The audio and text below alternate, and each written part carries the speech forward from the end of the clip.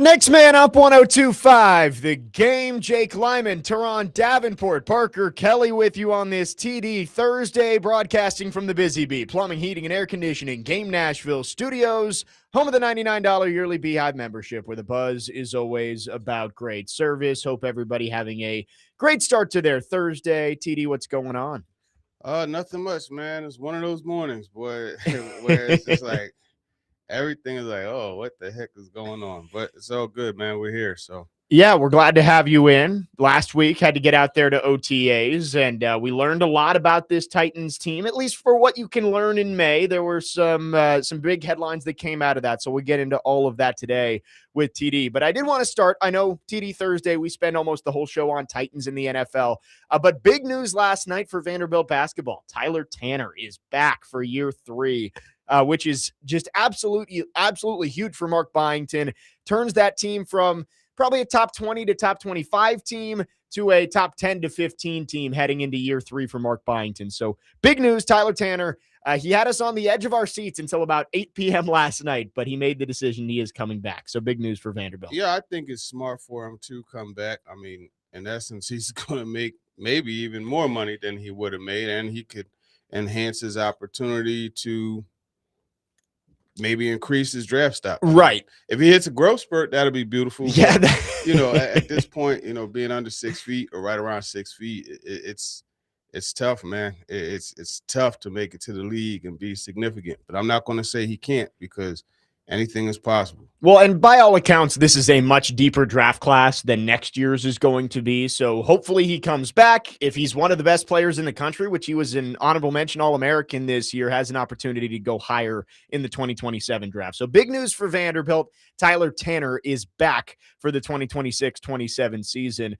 TD, the Knicks, they are into the NBA Finals. I know. Are you a Sixers fan? Or no, I had the shirt on last week for Daryl Dawkins. Okay. One of my actually, that was the first autograph I got. Gotcha. I don't have a basketball team. Okay. I did, the old Knicks, the 94 and the 99 one, even up until the whole Carmelo situation. Gotcha. Once they did him like that, like I was done with them. I was done. And I just haven't had a basketball team since. Like, I'm rooting for the Knicks. I love to see them win a championship, but I don't have a team. I was going to ask, because I know obviously you're a Mets fan. I was like, I wonder if he's a Knicks fan too. But I used to be. At one point, I was Mets, Knicks, Jets. Wow. And Rangers too. 94 was a good year. I remember that with Craig McTavish and Mark Messier and Adam Graves and Brian Leach, Mike Richter. Man, that was a team, man. But yeah, I just eventually just kind of everything just fell off. Hockey. I was a seasonal, just right, a front running hockey fan. Yeah, the Jets just, I told the story when they moved, and I remember, thinking like they abandoned New York and started hating them, and I just, the Mets have withstood they're the only ones that have held on to TD's fandom. Yeah, that's my long-standing love. You mentioned Carmelo, and it just brings up one quick tangent here. It's made me feel old that kids today, when you ask them who Melo is, they will say LaMelo Ball, not Carmelo Anthony. Yeah, that's crazy. I don't even understand how that's possible, but dark days we live in. Right. It's like, there's not a ton that makes me feel old. That was Chasing Big Joe's question yesterday was like, what's something that makes you feel old? That's one of them, is like when kids are like, oh, LaMelo Ball and not Carmelo Anthony. Man, they got it twisted with that one. Anyway, let's get into the Titans here. OTAs last week, this week. They'll be back out on the field tomorrow, and it is open to the media, so we'll get some more information about what the Titans look like. Again, still early in the offseason program, but you got to see Cam Ward back out there healthy, it looked like. Robert Saleh said arms fully healthy. He's got good velocity on the ball. What did you see from what you got to look at with Cam Ward in his first open offseason workout of year 2? I mean, he threw the ball really well. That's one thing that was for sure. He was on time with his throws for the most part. There were a couple, like one he was behind Wan'Dale Robinson a little bit on the seam route. But for the most part, he looked comfortable. He looked confident. He looked like a guy that wasn't rehabbing from an injury, and he looked lighter and smoother. Well, not smoother, but just more efficient as far as his movements and things were concerned. So the weight that he lost, I think, is definitely good for him. Yeah. We've joked about his body, and hopefully it's coming along. But yeah, there's a lot of promise with him. Yeah, I don't think overweight's the word for Cam Ward, but somebody texted in and said fluffy was a good word for Cam Ward as a rookie. Very good He word. had like a little bit of baby weight on him, and it's like the 10 pounds I think is going to be helpful for him. You do wonder, something that we've asked is, Brian Daboll has had his quarterbacks run the ball a decent amount. Jeremy Fowler tweeted out your story about it and mentioned that Daniel Jones, Josh Allen, Jackson Dart all ran the ball 7 times or more per game when they were in a Brian Daboll system. So I don't think Cam Ward's going to be running the ball 7 times per game, but maybe allows him to be a bit more mobile than he was as a rookie. Yeah, he'll be a bit more mobile, but he's not as thick. So right, you want to not be as don't want to take those hits. Right. So I think there's a yin and a yang to that. You look at some of the other quarterbacks he's had. I mean, Jackson Dart was 220. Jackson Dart's not a little dude. You know what I mean? Neither is Cam. Cam was 219 before he had the weight loss. Josh Allen, we know, was just a different, a uniquely built quarterback. So I get running him. And if you look, a lot of that Josh Allen stuff was QB power, right? Short yardage. He was a short yardage back. Yes. So I think you got to look within the numbers there. I know 7 is the number, but I think it's a bit jaded with Josh Allen. Right. And with Cam Ward, running has never really been part of his game. Like even last year, Mike McCoy had to kind of coax him into running more later on in the season. Yeah. So I do think that what we've said all week is he needs to be more of a willing runner and not just say, I'm only going to throw the ball when I get outside the pocket. He needs to be able to run the ball, but that doesn't mean, like you said, that Brian Daboll is going to be drawing up quarterback power and a bunch of option plays for Cam Ward. Like, he's still going to be more of a passing quarterback, even if he is a little bit more mobile with the weight loss. Yeah, and you look at Daniel Jones. I mean, we forget he's 6'5", 230. Right. That's a big guy. Isn't small either. Right. So he's had Daboll, has had a series of larger guys to work with. You know what I mean? So it's all relative. I don't really think they're going to run a whole lot. Yeah. And I mean, look, like, you can't really risk it anyway. Yeah. Injuries could always happen in the pocket, right? But you can't avoid pocket play. That's a part of it. But you can minimize the running. Yes. And I mean, that's what we saw with Jackson Dart last year, was he was putting his body in harm's way too much. And that's why he ended up in the blue tent, and Brian Daboll was trying to pull him out. Cam Ward, yes, injuries happen, but you can limit the vulnerability, I guess, for Cam Ward with the way he plays the game. And people will mention Lamar Jackson and those types. And I get it. But the thing is, these guys like Lamar Jackson, Jalen Hurts, they're very adept at making you miss, and you rarely see them take big hits. Yeah. Right. They've been running their whole life. Like that's a part of their game. Yep. They know how to get down and get out of harm's way. Whereas Cam is not as much of a runner. So you're going to see him in worse situations, just like Jackson Dart. You saw him in worse situations, and neither of them are big enough like Josh Allen to just be like, hey, I'm going to run you over, and it is what it is, and I'm going to be fine, and you're not. Right. And we even saw with Will Levis a couple of years ago he wasn't a big running guy, but he had the mentality of, I'm going to run you over instead of get down. Jalen Ramsey. Right. So it's one of those things that I'm sure they are emphasizing to Cam Ward. Yes, you can run, and you have to run to put the pressure on the defense sometimes, but be smart with it when you do get outside the pocket. With Cam Ward, a big focus this offseason has been his footwork, his base. Did you, I know it's one practice, but did you notice anything of the progress that he's made matching the feet with his eyes? Not as much. They did a lot of drills though, like during the individual period, thinking about that, but they were very similar as far as working the bags, working the cones, and those things. I'm trying to remember if there was any. Yeah, it was very similar. And I think that's still, something that we're going to see more of as Yeah. far as like being able, because there were times where he was getting back in his drop too fast last year, Gotcha. Yeah. and it wasn't timing up with the routes. So it's not just speeding it up, it's tempoing it to the right pace Right. to match what the receivers are doing. Yeah, and it's a pendulum, right? Like you're probably going to overcorrect a little bit to Hmm. start, and then you've got to get it back to that happy medium. But that's why it's only May. There is still almost 4 months until the live bullets start flying. 615-737-1025 is our phone number. We would love to hear from you. You can text or call. Our phone line's driven by WilsonCountyHyundai.com. Your chance to talk to TD is coming up at 10 a.m. We will get to all of your questions for Turron. Doesn't have to be Titans related. Most of them are, but Titans, life, baseball, whatever you want to get into, we will do that coming up in hour number 2. But coming up next, Cam Ward, of course, is the focal point of the Titans. But the big winner from the open OTAs last week was Carnell Tate. And we will talk about Carnell Tate, the 4th overall pick. Albert Breer put out a little notebook article yesterday, and there was a nugget about Carnell Tate I want to get TD's thoughts on. We'll talk about it coming up next. 615-737-1025. Jake Lyman, Turron Davenport, Parker Kelly. Next man up. 1025 The Game.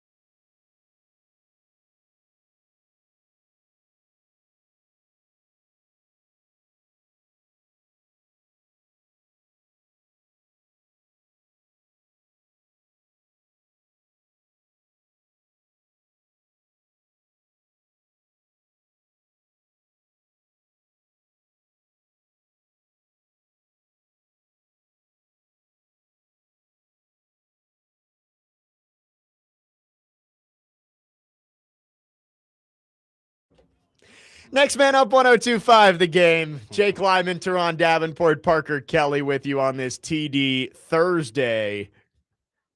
Knicks waiting on their opponent for the NBA Finals. Could end up being OKC tonight in San Antonio. Thunder and Spurs squaring off. Spurs trying to force a Game 7. What's been a really fun series so far. We can get into that a little bit later, but I did want to talk about Carnell Tate. 3 touchdowns on Thursday in the open OTA. And again, it's May. We can't get ahead of ourselves, but it was good to see the 4th overall pick, who a lot of people, draft night and beyond, have said the Titans may have reached for. He came out and made an early impression, a good first impression. And I saw an article yesterday. Albert Breer did a little notebook of things he's hearing, and he had just one little paragraph about the Titans and Carnell Tate. And there was a quote from somebody in the building, is what Albert Breer said, somebody with the Titans. Either he's really, really good or we're in trouble at wide receiver.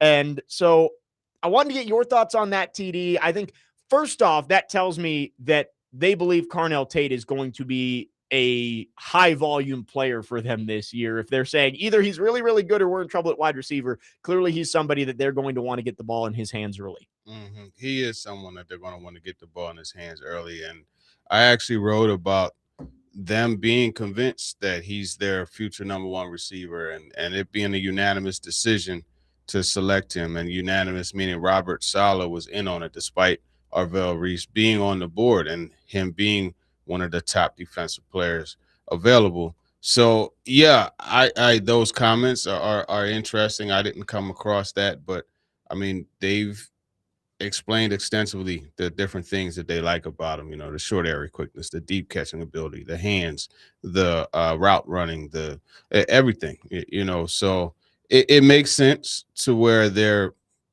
pretty much putting, like, that's the basket that their receiver eggs are in. So we'll see what happens. And on Thursday, again, it's May, but because it's May, we're dissecting every aspect of this early offseason practice. Carnell Tate did score twice in the red zone, which is something that the Titans struggled with last year. They were the 2nd worst team in the red zone, I believe. I'd have to go check that again. But there wasn't really a go-to red zone target for Cam Ward last year. You know, Van Jefferson scored a couple down deep. Alec Iamander scored a couple once they got into the red zone. But they do need a guy that they believe can go win when you get inside the 10, inside the 5, and it feels like Carnell Tate could end up being that guy. Yeah, you know, the jump ball, catching ability, the strong hands, and you actually got to see a couple low red zone touchdowns from him last season, or excuse me, last time we were out there on Thursday, where, you know, he caught the slant and then he had the one in the back of the end zone. And I think those are things where that short area quickness, the long body, the ability to contort his body, you know, to catch the back shoulder and find a way to land inbounds, you know, and make the catch. Those are all things that you want to see him be able to do, and he's shown himself to be able to do it. So it's a really good option for the Titans to have him. But I just caution to keep everything in perspective. Just keep it in perspective and understand that right now, everything that you're seeing, you can't get too high, can't get too low on. Yes. And again, as you know, it's the only data point that we have at this point of Carnell Tate in a Titans uniform, right? I guess you got to see him in shorts and a t-shirt during rookie minicamp, but he wasn't out there doing the drills and in the field. He was doing more of the strength and conditioning stuff. Yeah. So this is the first time you've gotten to see him with Cam Ward, and obviously early returns are good. That quote from Albert Breer that he put in that article, though, I think also you question the we're in trouble at wide receiver part of it. Does that maybe show you there's not a ton of belief in what Calvin Ridley can do coming off of injury, or maybe some of the young guys? I think Alec Iamander maybe would fall into that of, if Carnell Tate does have a down year, if he's injured, does not seem like, at least based on just this one quote, that there's a whole lot of belief in the guys behind him. Well, that's the thing. It definitely, to me, like if I'm anybody, any receiver on the team, I'm like, so you just gonna write me off? Right. Okay, that's fine. I ain't gonna write back, but I'm gonna show you. You know what I mean? That's the way I would take that Alec Manor, if I'm Chim DK, like, Yeah. wait a minute. No, I could help out too. And Manor and DK both weren't out there if I'm on Thursday, if I'm remembering correctly. No, right? they weren't. Ridley wasn't either. So none of those three guys. Robinson was out there. Tate was out there. KJ Osborne was out there. But I do wonder the Alec Manor part of this of he did show flashes last year, especially early on in the season. He had a couple of good catches against Denver. He had the great catch against his helmet against the Rams that ended up leading to that touchdown pass from Cam to Alec in the back of the end zone. So, like, there was flashes with Alec Manor, but I think if you're looking at this wide receiver room, he's number 5 right now. I mean, I would put Chim DK ahead of him. I would put Calvin Ridley ahead of him. So he does have a lot to prove heading into year 2, where they have shuffled him down the depth chart with some of the additions that they've made this offseason. Yeah. I mean, look, when you have a new X receiver in town, that pushes him back for sure. I think he'll be in the mix. And for him, the main thing is just being more consistent. That's really you got to be a more consistent player. With Wan'Dale Robinson, he's been out there. They released a little mic'd up video of him from OTAs yesterday, I believe. But I think he's going to be an X factor for this team. We talked about it a couple weeks ago. I think obviously Wan'Dale was with Brian Dable with the Giants, but looking back to Cole Beasley with the Bills and the volume that he got. Yeah, he wasn't a big play wide receiver, but he was just that safety blanket guy that you could rely on to go get 5 yards when you need 4. And I'm excited to see what Wan'Dale Robinson does, because I think that's something Cam Ward was missing last year. Somebody that he could look to in those big plays, in those big moments, and he knew he was going to get open. Yeah, I mean, in essence, Chig kind of became that guy. Yeah, that's a good point. But I think when you look at having an established guy who has back-to-back 90 reception seasons now, granted, it's on 140 targets, he's very unlikely to get 140 targets here. But the fact of the matter is, I look at Wan'Dale Robinson as a gateway player, and that he's going to get you those catches on third downs that's going to get more opportunities for everyone else, because it's going to extend drives. This team, now I have to check the numbers, but this team has not been, over the last couple of years, has not been really good when it comes to, time of possession and putting together like true actual drives, and which is like, wow, they just proceeded to march down the field and do the thing. You know what I mean? You're not seeing that as much. So that's something that should increase. Looking at third down conversion, obviously that was an area for improvement for them. Yep. Third down conversions, they were in 31st. 31.9%. Not good.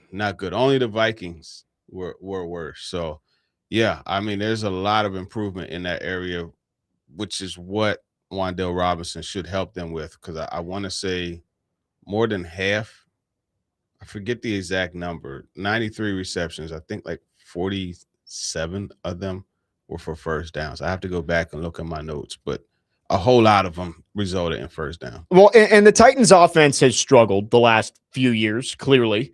And I guess it comes down to it being as simple as this. There's 2 ways that you can score when you have the football. You either make a big X play down the field, and that sets you up, or you have a long, sustained drive that leads to points. And when you're converting only 32% of your third downs, you're not sustaining drives enough. And I want to say the longest passing play they had last year was like 47 yards or something like that. Like, there wasn't the big explosive plays. Well, yeah, 3 plays of 40 or more. Like, so you didn't have either of those things. I think that the additions of Carnell Tate obviously can be a third down guy, but he brings that big play threat. You can throw the ball downfield to him. And then Wan'Dale Robinson helps you with the third down conversions. Not saying that's going to fix everything, but when you look at the stats there of 32% third down conversion rate and only 3 plays of 40 or more through the air last year, those 2 guys clearly were brought in to try and resolve some of those issues and at least get you back to being average in those areas instead of some of the worst in the league. Yeah, no, without a doubt. And quick numbers on Wan'Dale Robinson. 39 of his 92 catches were first downs last year. 36 of his 93 the year before. For his career, 41%. So he's clearly a guy that, he knows his purpose. Yes.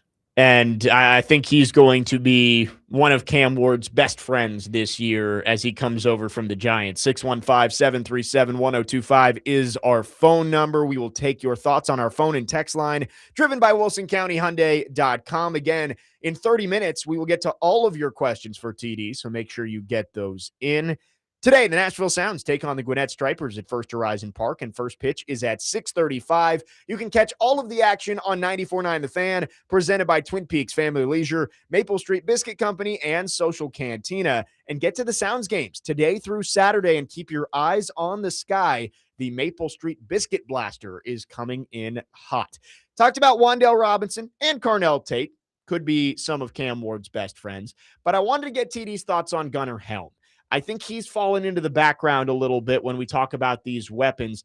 And Brian Daboll, not typically a coach who uses his tight end all that much in his offense, or at least as a featured player. What could Gunnar Helm do in year two? We will talk about it coming up next. Jake Lyman, Turron Davenport, Parker Kelly, next man up, 102.5 The Game.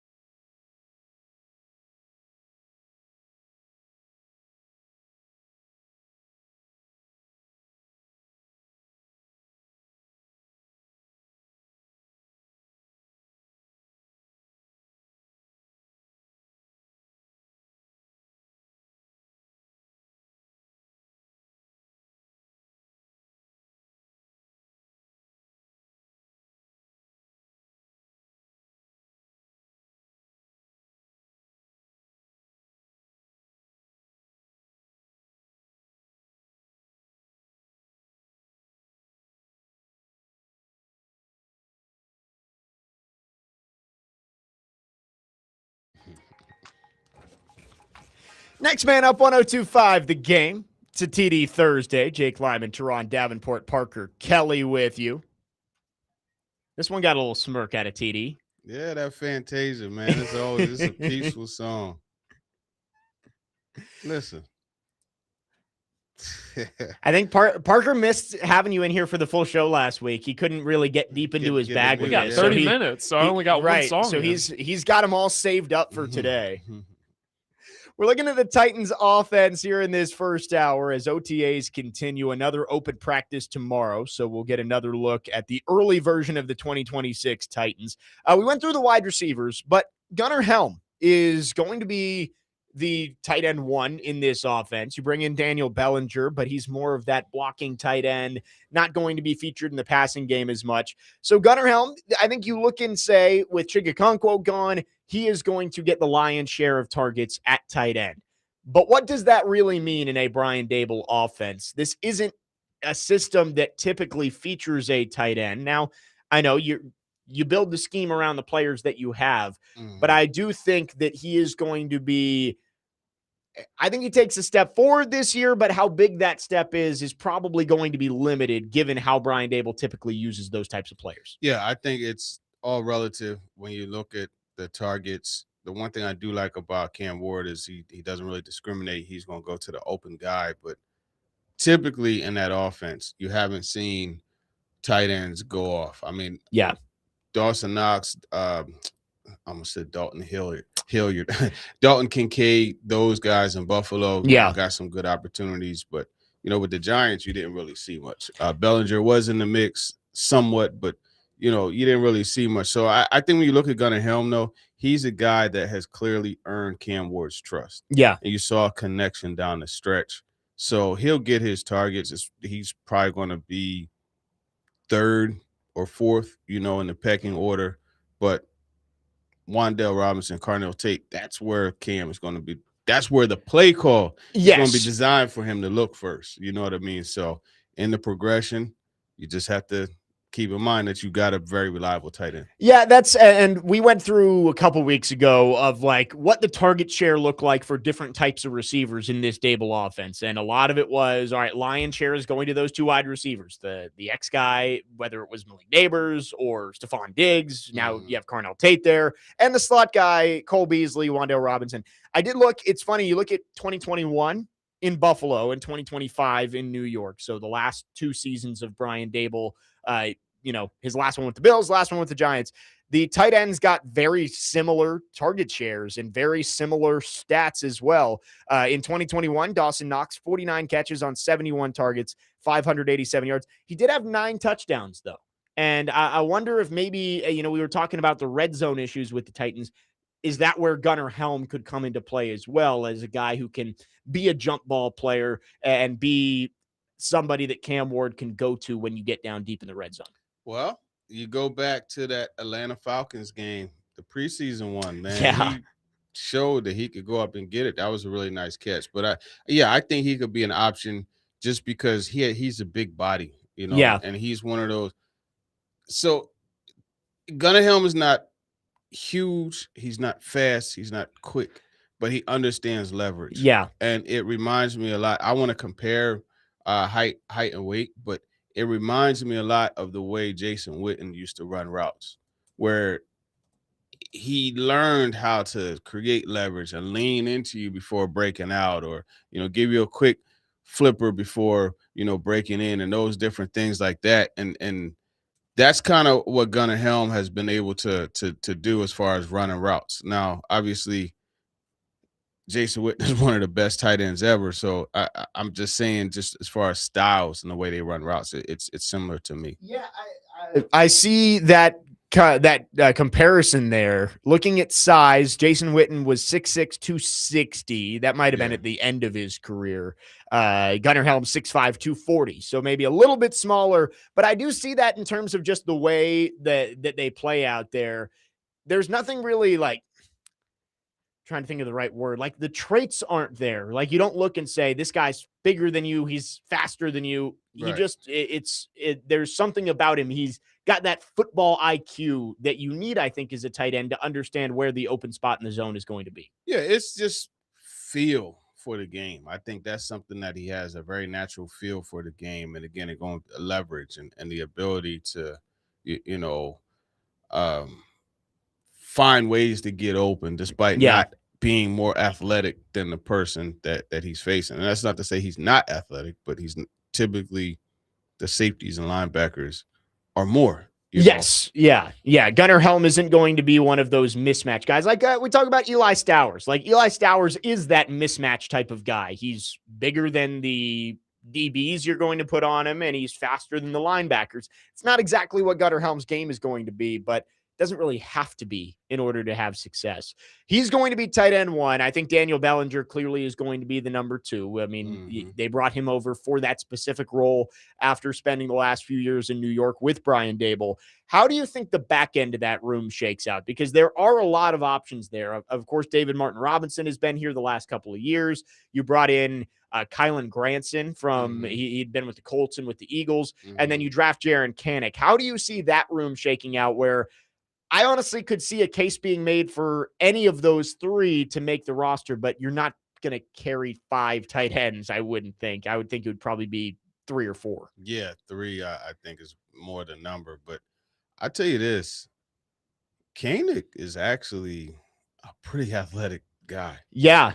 I was impressed with him, come to think of it. And I remember turning to somebody, I forget who it was, and I was like, yo, man, 81. Because he caught a corner route from Levis for a touchdown. Yeah, Levis had 2 touchdowns in that period. And the second one was a corner route to Koenig. He moves well. He's probably the smallest of the tight ends, but he moves really well. I think he has a legit shot to make the roster as a special teamer. But David Martin Robinson is a guy that I know Luke Stocker, their tight end coach, he loves. Yeah. DMR, loves him. He had a couple catches on Thursday too, but the body type and athleticism, that's always going to appeal to, a special teams coach like Coach Fossil. And then on top of that, the willingness to block. I mean, there were times last season where he and Gunnar Helm started in 12 personnel. Yeah. And then Chig came onto the field a few plays later. So he's definitely someone to be in the conversation. And I think he gives you a mix of kind of everything. A little bit of Kanak's athleticism, the willingness to block from Bellinger, some of the pass catching ability that Gunnar Helm has. So to me, he should be the 3rd guy. So would you say Koenig wouldn't make the team at that point? I mean, he's probably a guy that you could sneak through to the practice squad as a 7th round pick. Yeah, I would kind of shuffle him up and down, practice squad, active game day, so on and so forth, That did feel like and again, it's very surface level, but it felt like a Bones Fossil pick just with the experience he has as a linebacker in college and also as a tight end. It's like that just seems like a guy that Bones Fossil could find a role for on special teams. Exactly. So we will have to see how that shakes out. Gunnar Helm, of course, is going to be the number 1 there at tight end. Daniel Bellinger going to be more the blocking guy. And I was looking last year, Bellinger, 19 catches, 286 yards. So actually was, in terms of like average per catch, 15 yards a catch. That's not horrible for a guy who isn't going to be super involved in the passing game. And then you'll have to see how it shakes out with DMR, Koenig, and if I had to guess, I don't think Kylan Granson's going to be really all that competitive to make the team, but obviously you never know. We still got a long way to go until cut down day. 615-737-1025 is our phone number. Again, we'd love to hear from you. If you have any thoughts, you can text or call 615-737-1025 and get your questions in for TD. We will get to all of them coming up at the top of the hour. All of our football offseason coverage is brought to you by Tennessee Brewworks. From kickoff to last call, Tennessee Brewworks is the official craft beer of the football offseason coverage here on ESPN 1025 The Game. Coming up next, we will continue to talk Titans offense at OTAs. Again, they are continuing at 2 days of practice yesterday, another open practice tomorrow. We will talk about what's going to be important for this offense as a whole as they gear up for training camp in a new system under Brian Daboll. Jake Lyman, Turron Davenport, Parker Kelly, next man up here on 1025 The Game.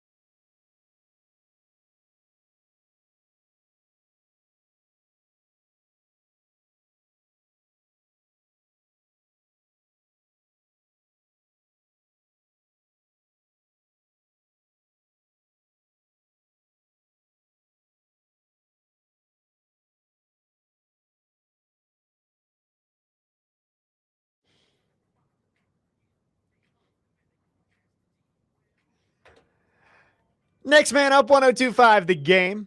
It's TD Thursday, finishing up the first hour here on the show. Jake Lyman, Turron Davenport, Parker Kelly. This has a part in it where he said he got a 55-inch TV on the wall so he could watch the Knicks play basketball. So like, Parker's got a theme today so far. Yeah, man. I do have Knicks fever. Knicks fever. Yeah.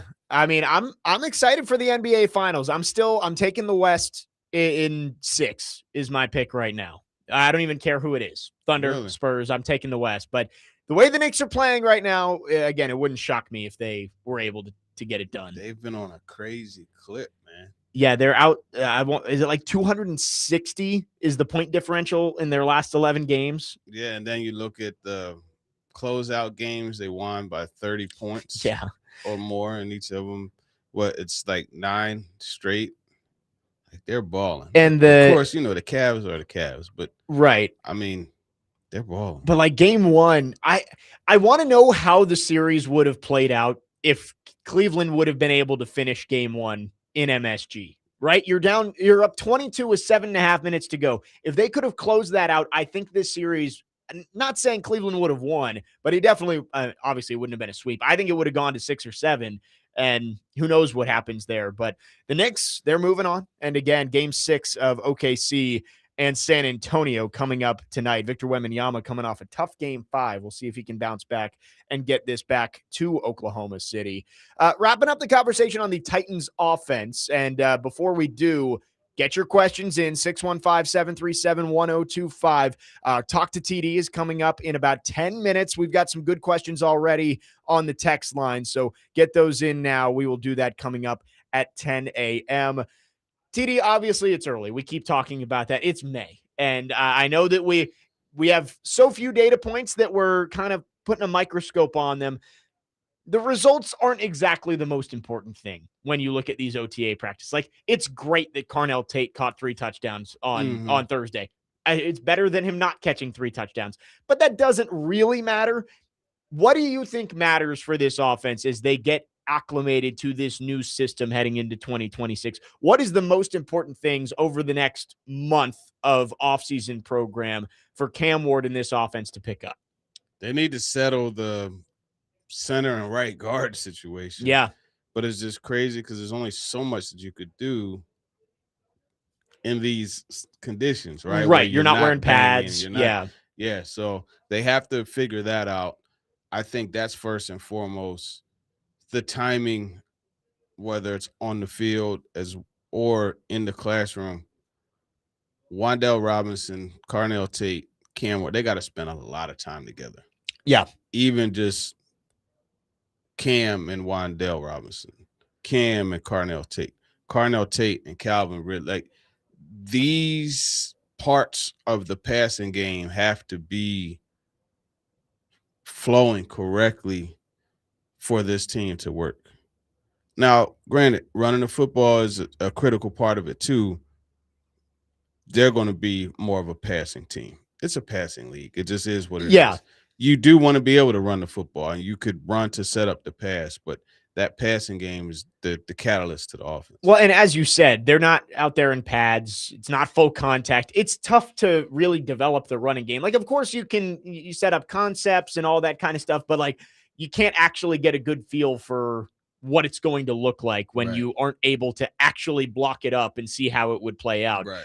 So I agree with you. I think the passing game is a big part of it. We just talked about Carnell Tate and Wan'Dale Robinson and how they're going to be huge parts of this offense. Maybe both of them getting like triple-digit targets this year, but they're both new. And Cam Ward does have to build that chemistry with them. I agree with you. I think that is probably the one thing that I am looking at most over the next couple of weeks as they go through this program is, can they continue to build that chemistry? It's a good start for Cam Ward and Carnell Tate, but it's got to be day after day that they're continuing to build and stack those good days together. Yeah, exactly. And I think also Brian Daboll, that relationship, actually, I'm going to write about that. I'm kind of working on a story with that. That relationship is just it's so important, getting the feel for each other and the understanding, where I like the fact that Daboll, he said the first thing that you have to do in order to successfully develop a quarterback and maximize him is develop a relationship with him. So you see them starting to do that. But then he said it's really important to see the game through the eyes of the quarterback. Yeah. Now, last Thursday, conversely, Cam said it's very important for him to see the game through the eyes of the play caller. Yeah. And understand, okay, this is why he's calling that play. Right. So the concept, the foundation for a fruitful relationship is being laid. And I think you kind of saw, and I talked about this on Talking with TD yesterday, you saw a couple of instances where it's like, that's something to grow on. Yeah. Gunnar Helm, in fact, caught it was a really nice pass that Cam threw during a 2-minute period. Cam celebrated.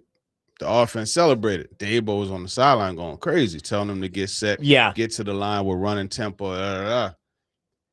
The next play was an incomplete. And then they huddled up. Dabo called it. I don't. So I love the fact that we're right there. Right? Yeah. So I'm not going to say what he said, but I'll say this. Everything that he said, you saw it happen. And as a result, Carnell Tate was wide open. And the one thing I'm not going to. He told him where to go. He told him what was going to happen. Yeah. And it was cool, like being there, like, okay. And then seeing it go. And you're like, oh, that's exactly what he said. You know what I mean? And those are the things that develop the trust. That's one of the things that Chris Sanders said that made so much sense. You hear somebody tell you something and then it plays out. You're like, yeah, I could. He knows what he's talking about. Yeah. You know, and that's a good thing to build on. I think that's one of the coolest things about, of course, the access that you guys get, that you can hear that stuff. But also, like, I always think back when something like that comes up of the Kyle Shanahan clip. It was from like 3 or 4 years ago where he calls the play and he goes up to the ref and says, 85 is going to try and go out here. Safety's not going to let him out of his break. And immediately Kittle goes up 5 yards. Safety grabs him as he tries to make it out, and flag comes in. I was like, right, it's just so funny that, like, those guys, obviously they've been a part of football. It's ingrained in their life. For a guy like Kyle Shanahan, especially, he grew up around it. But it's like the stuff that they can see that no one else would notice. It really is cool to see that stuff when it's like, this is what's going to happen. And then it actually plays out that way. It's like a savant, you know? Yeah. Yeah. And Brian Daboll, we've talked plenty about how it feels like this is a match made in heaven for a young quarterback like Cam Ward.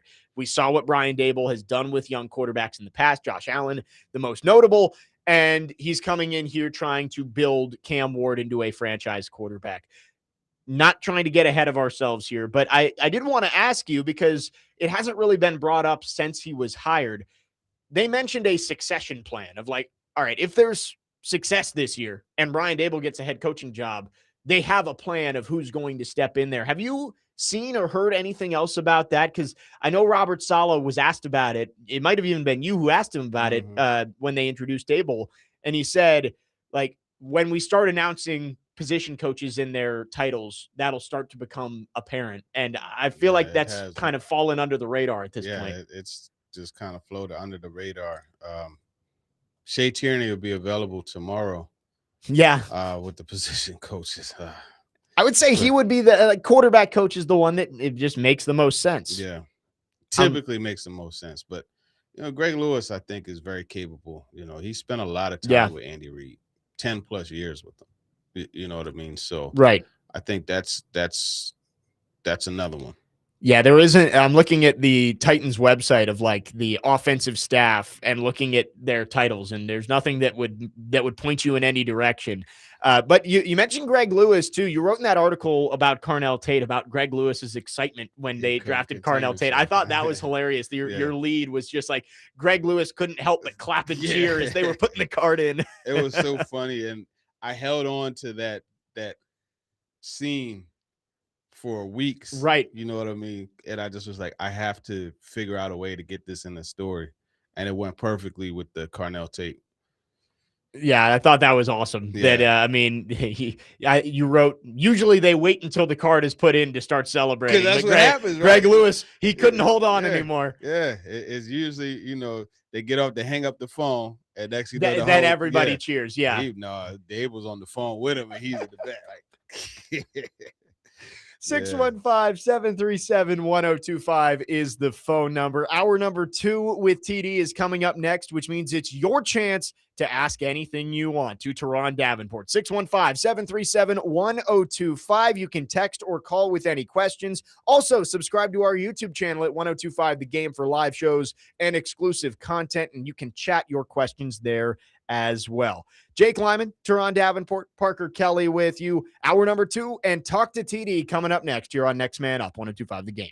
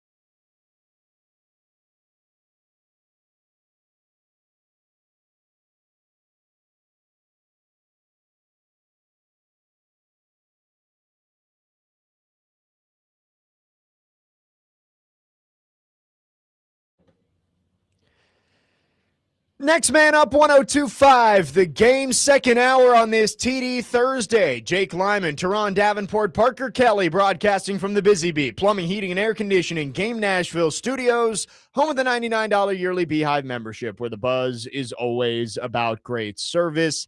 It is 10 a.m. on a TD Thursday, which means it is your chance to talk to TD. Any questions you have for Turron Davenport, we will try to get to them over the next 30 minutes. We start by going to our text line. This wasn't exactly a question, but it came in just before the end of the last hour. CD says, I'm just trying to figure out how so many people have convinced themselves Saleh is going to be a good coach. He'll be gone within 3 years, and deep down, we all know it. Now, I will say, I don't know if you can be convinced one way or the other with Robert Saleh at this point. Anyway, he has not coached a game as the head coach of the Tennessee Titans. Give me the Powerball numbers too while he's at right. That's what I'm saying. Like, I have some skepticism about Robert Saleh. Of course, he was 20-36 with the Jets. So there is no guarantees whatsoever that he is going to be the coach to turn it around. But I also think when you look at the context of that situation with the Jets, he deserves to come in here and be given the benefit of the doubt and the opportunity to come in and prove that he can be a good head coach if he has the right quarterback situation and if he's learned from the mistakes that he made when he was up there with the Jets. Yeah, exactly. And I think he did. I mean, you look at just the emphasis on making things right for Cam Ward. It tells you. I mean, go back and look at the quarterback play was really the falling issue with the Jets. He had 3 full seasons, and then he got fired, 5-6 games into it? Or 5 games, I think it was. So he had 3 seasons as the head coach of the Jets. Zach Wilson was the starting quarterback his first year. Zach Wilson was the starting quarterback his second year. Aaron Rodgers played 3 snaps, and then Zach Wilson was the quarterback his third year. So, I mean, I think we all have seen that Zach Wilson is not an NFL caliber quarterback, at the very least, not a starting NFL caliber quarterback. Now, we don't know enough about Cam Ward either, but I think you are looking at this situation and saying, if the quarterback situation is better, maybe Robert Saleh is a better head coach than it looked like he was when he was up there in his first stint. Mm-hmm. And that's the whole thing. I mean, you got to remember this. There's just a lot to it. Right. There's a lot to it. And there's a lot of things that a lot of people aren't privy to in the background. The bottom line is this: Cam Ward's success is what's going to fuel Saleh's success. Yeah. And he understands that. Yes. I think that's really the overarching point. There are good coaches who have failed because they didn't have everything else around them. And there are bad coaches who have had success because they did have everything else around them. You just don't know. And so that's why I don't think anyone's convinced themselves that Saleh is going to be a great coach, but I think everybody is giving him the opportunity to prove that he can be a great coach. And we'll see where it ends up. Yeah, there is a chance he's gone in 3 years, but there's also a chance that they sign him to an extension and he gets the team back to being a playoff contender. We just don't know because he has not stepped onto the sidelines as the Titans head coach yet. Devin and Dixon asks, TD, in your opinion, which 2 teams have the most intense rivalry in the NFL today? I think it still remains the Ravens and Steelers. That's an obvious answer, of course, that I think throughout time, I think you can keep that as one of the most intense ones. Seahawks and Rams is growing. Yeah. But Seahawks and 49ers for a stretch, like that was a pretty intense one. The Cam Chancellor, and Davis, Sherman and Kaepernick, and Kaepernick, Michael Crabtree. Yeah, that was intense, man. Like it was. The 49ers went to the Super Bowl the next year. They're in Seattle, and Seattle goes to the Super Bowl, and they win it. And it just, that stretch. And it even goes back before that, because I remember Jim Harbaugh coached Doug Baldwin. Doug Baldwin, one of my favorite receivers. I always loved Doug Baldwin. Doug Baldwin's first game for the Seahawks in Jim Harbaugh's first game coaching the 49ers. Wow. He caught a slant and took it to the house, and he had a lot to say. a lot to say. So that rivalry has just been there. And even Pete Carroll and Jim Harbaugh, you know, from USC versus Stanford. You know, obviously USC was always beating Stanford, but like it was, man, it's been a rivalry, but kind of died down. You know, another one I'd put up there, Chiefs Bills right now. Yeah, that one's growing. I mean, I don't know if there's the hatred there quite as much as you have with like a Ravens Steelers, or you could even look at like Cowboys and Commanders, like they don't like each other. Look, I'm not going to not mention Eagles Cowboys. Yeah, right. That whole division is rivalry central. Let me tell you something. I seen people get punched in the face for being a Cowboys fan. Right. Like straight up. Like that's a rivalry, man. Bears Packers as well. We got to see that one firsthand with Robbie Stanley and Corey Curtis. And that one, I mean, that one of course is always up there, but last year I think kind of revitalized that with the Bears actually being good again. So there's lots of good rivalries around the NFL. Absolutely. And I mean, I think that's what makes it great is like there's the historic rivalries, but there's also the ones that pop up. Like, again, I think Chiefs Bills is a great rivalry right now that no one would have thought of 10 years ago as being a rivalry. Mm-hmm. Again, it's your chance to talk to TD, 615-737-1025. Text or call with any questions. We will also get to any questions you have in the YouTube chat as well. Let's go to Caleb. He says, TD, hypothetically, if the Titans were to bring in anyone that's a free agent or someone who gets cut by another team, what position would you say would be the number one priority? He says he thinks another cornerback is a must. I think another cornerback it would be wise. I still go back to offensive line, man. I go back to offensive line, guard specifically. That's the area where I would be looking. I agree with you. Offensive line, I'm going to keep banging the table for it until they actually make a swing tackle. Yeah. Going to keep doing it. They cannot go into the season without a better option behind Latham and Dan Moore. Austin Deculus doesn't cut it for you. So was he playing left tackle on Thursday? Because was Dan Moore not practicing? Yeah, he was. So, man, Deculus and Brandon Crenshaw Dixon, like if that's your plan, if one of your tackles gets hurt, it's not a very good plan. Yeah, I know the previous staff liked Crenshaw Dixon. We'll see how this staff, what they feel, but they do. They have the Notre Dame Wagner, the undrafted free agent, which again, if an undrafted free agent is your plan, it's not a very good plan. That would be my spot. But I do agree with Caleb that cornerback. And actually, we're going to talk about this a little bit later on too. So we'll save that and talk about the cornerback room because I saw your notes and there's one player that I wanted to bring up from your notes at OTAs on Thursday. Okay. Stephen from Hendersonville. This is a good question. TD, what free agent addition do you think could have a greater impact than expected, like a Delaney Walker or Dennis Kelly, who was acquired in a trade, but one of those guys who maybe doesn't get headlines when they're acquired, but could end up being a really solid player? That's a good one. Let's run through. I have my questions about Flott. Franklin Myers got a lot of headlines. Yeah, I'm trying to think of guys who would have flown under the radar. Like I want to say Jacob Martin. Okay, I like that one. Yeah. He's a classic upfield pass rusher. He knows his role. I think. He had what? I'll say Jacob. He had 5.5 sacks last year. I'll say Jacob Martin. Yeah. Yeah, I like that. 5.5 sacks, and I think he's going to be in that rotation. He's going to get opportunities because all the attention is the slide is going to go to Simmons, right? And that's the big thing this year. Who's going to take advantage of that slide protection and that double team? Yeah, it was supposed to be Sweat, and he didn't always do that. So I think Franklin Myers, is.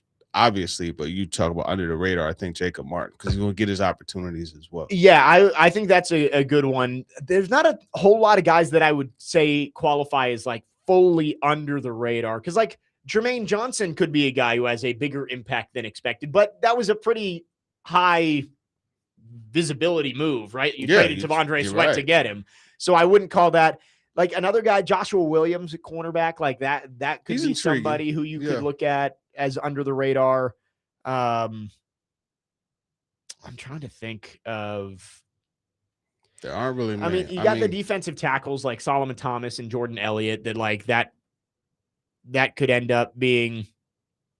Yeah, I don't know. I think Jacob Martin actually is probably the right answer there of somebody who isn't getting a whole lot of attention, but could end up playing a big role for this team. 615-737-1025 is the phone number. Again, it's your chance to talk to TD. Send in your question, 615-737-1025. You can text or call or drop them in the YouTube chat. Jake Lyman, Turron Davenport, Parker Kelly, next man up, 1025 The Game.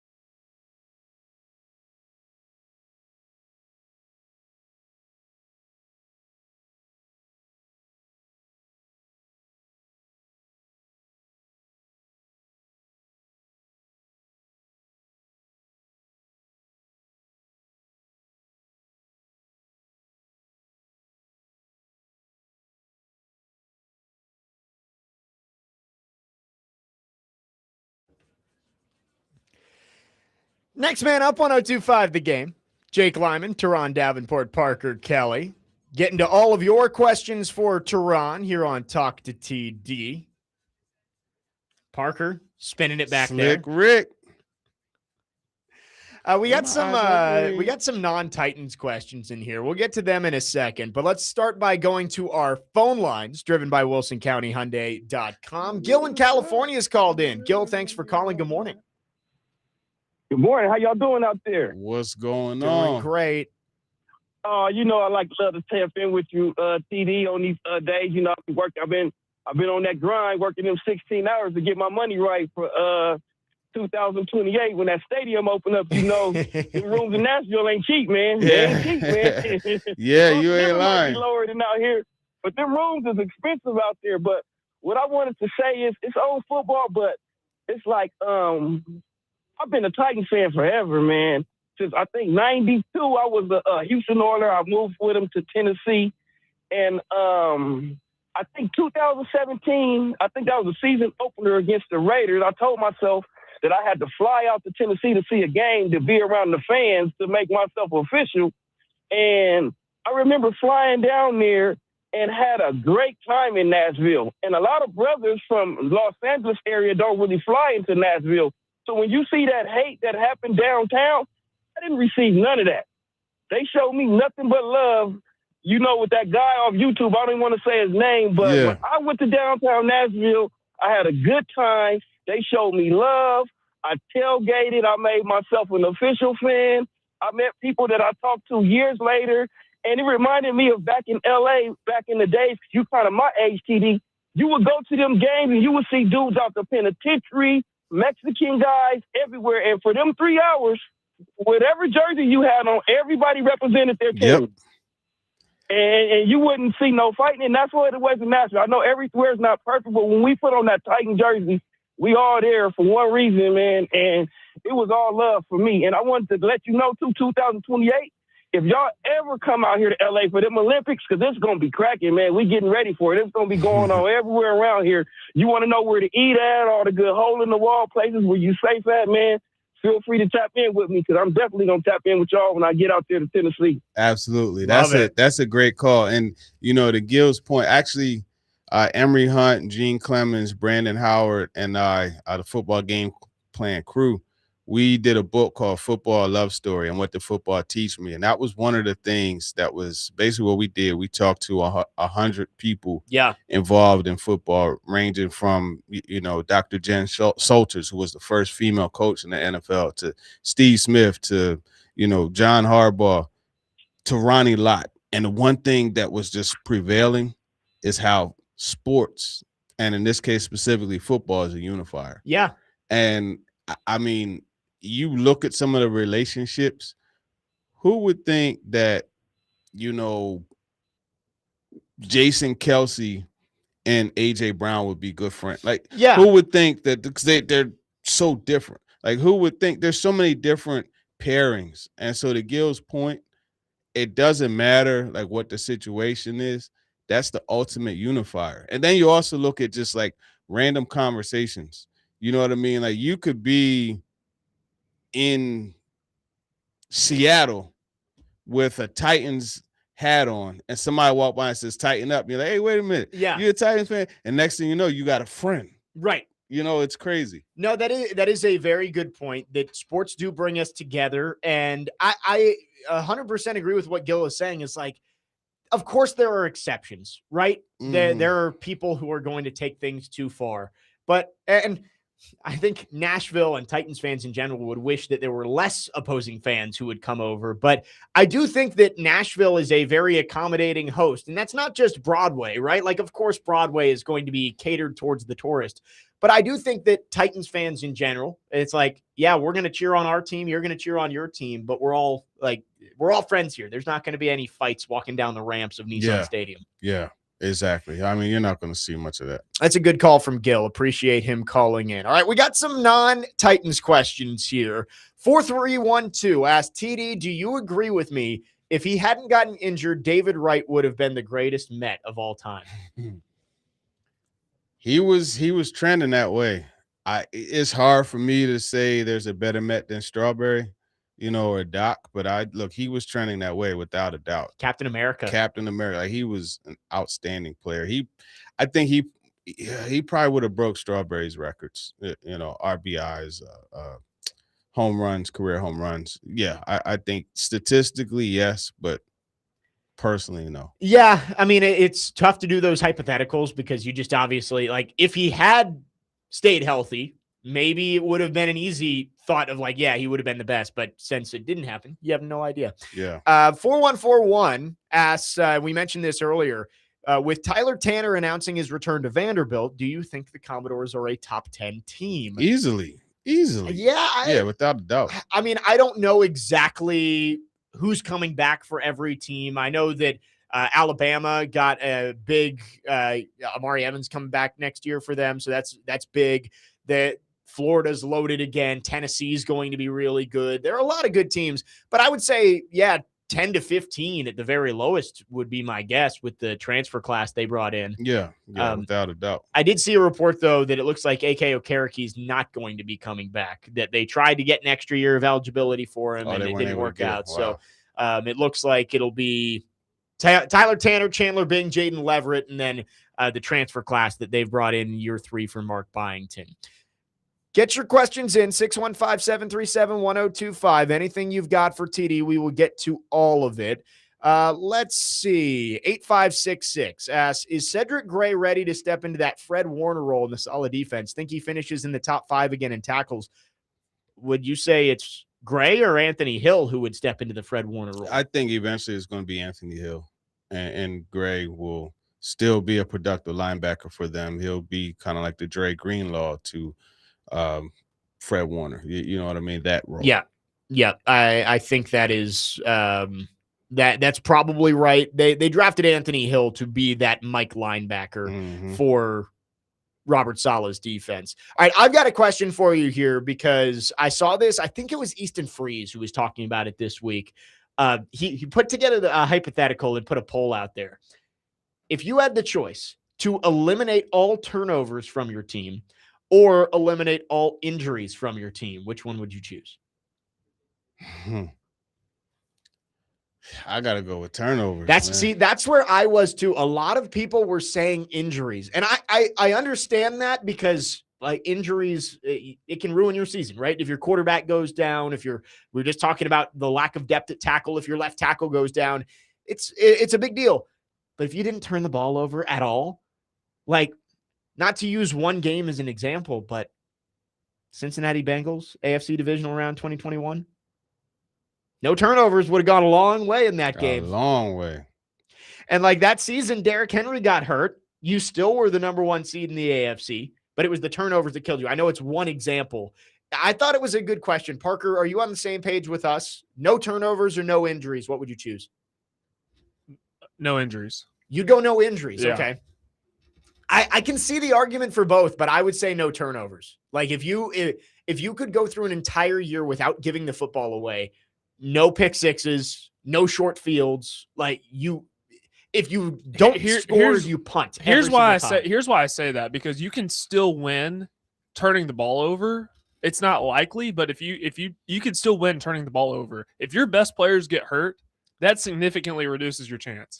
It does, but I think that 2021 season, Derrick Henry went down. They went to LA and beat the Rams. I think about it this way for the Bills. They win a lot. Josh Allen turned the football over a lot in recent years. If he goes down, the Bills are screwed. I think, quarterback is probably a position where you can't overcome that injury. Yeah. You know what I mean?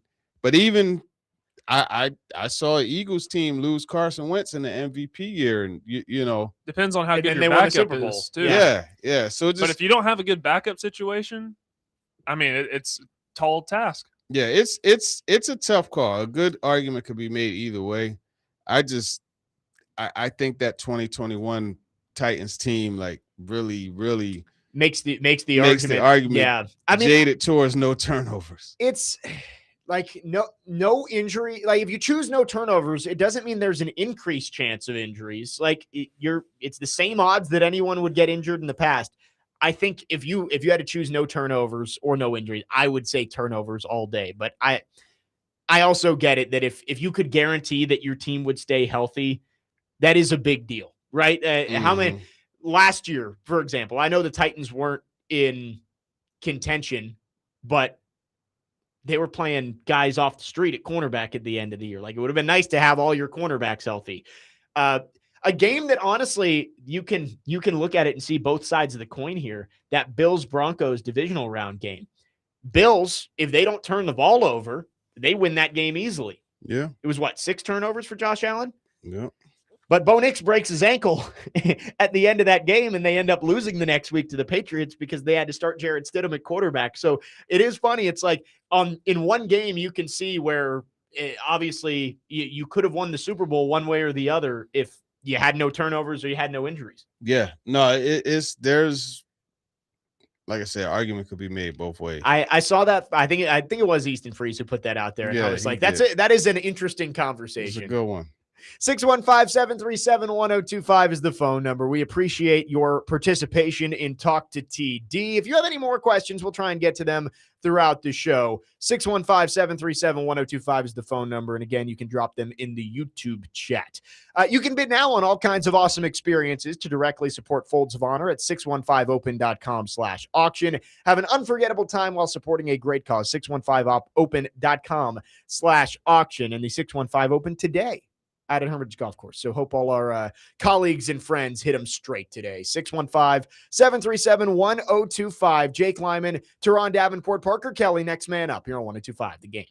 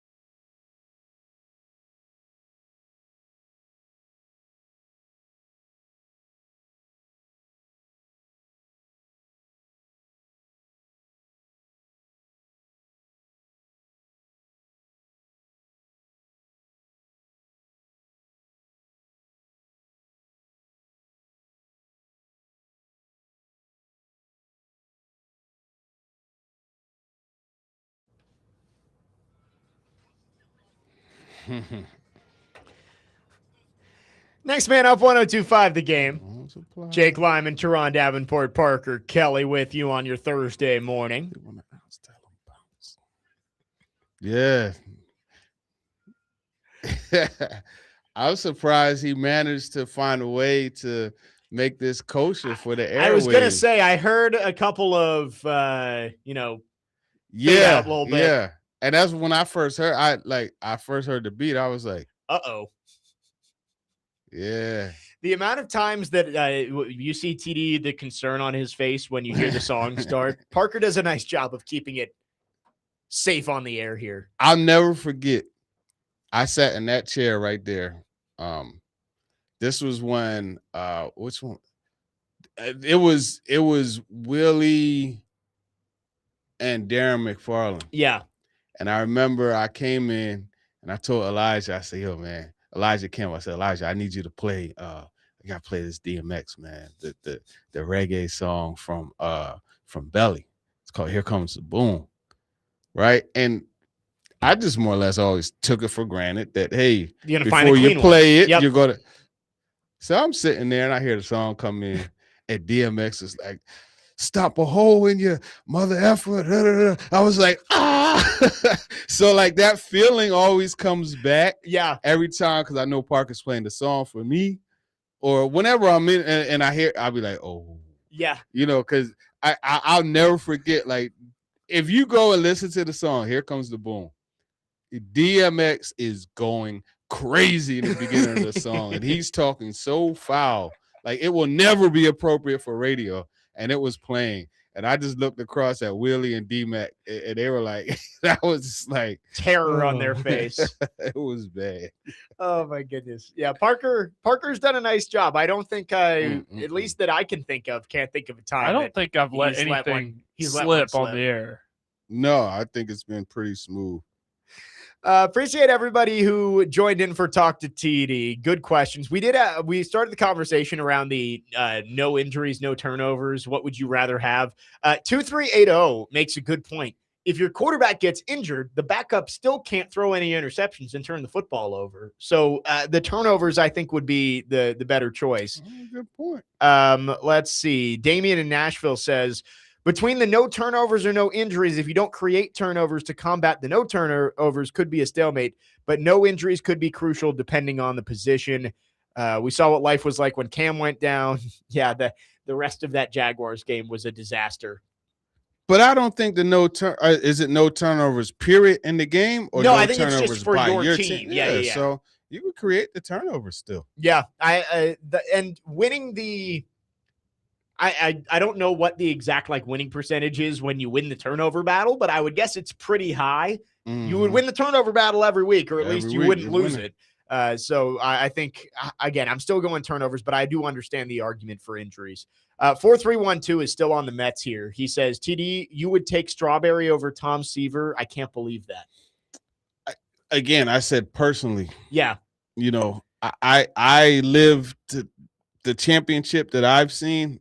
Darryl Strawberry was at the root of it. Yeah. Tom Terrific, all-time great player. There's a reason why 41 is up there. Like, don't get it twisted. Yeah. But my greatest Met is always going to be Darryl Strawberry. Yeah. 4312 says Seaver, Gooden, Piazza, Wright, Strawberry. His top 5 in order.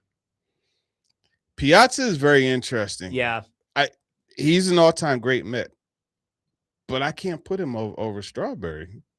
Strawberry helped deliver a championship. Yeah, I mean, I get what you're saying too, of it's in your mind, in your personal experience. As a Tigers fan, I recognize that Al Kaline and Ty Cobb are probably the greatest Tigers of all time. Mm-hmm. But for me personally, Miguel Cabrera and Justin Verlander are my favorite Tigers because I watched them play when the Tigers were good. Yeah, so that's legit. Yeah. For me, it's going to be the 86 Mets, and then even just the whole reason I began liking the Mets, loving the Mets, was Strawberry. So, hey, by the way, you see this Terra Soto is on? Yeah. Well, yeah, he's on my fantasy team. Yeah. And I keep getting the notifications. Home run, Soto. Home run. 8 in the last 12 games or something crazy like that.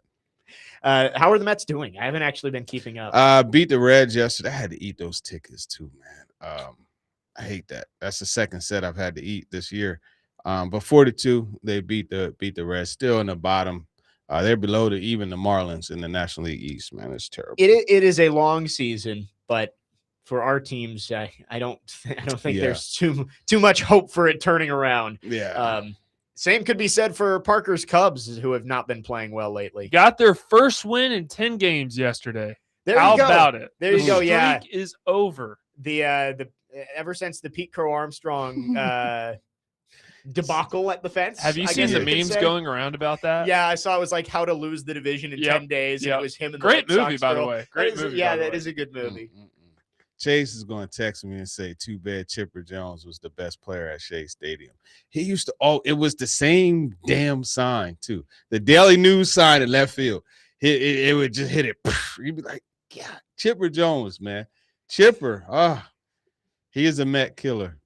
Chase and Joe were talking about Chipper Jones the other day, and it's like it doesn't feel like that long ago that Chipper Jones was playing. Right. And it's like he's been retired for 15 years. It's crazy. He was so good, man.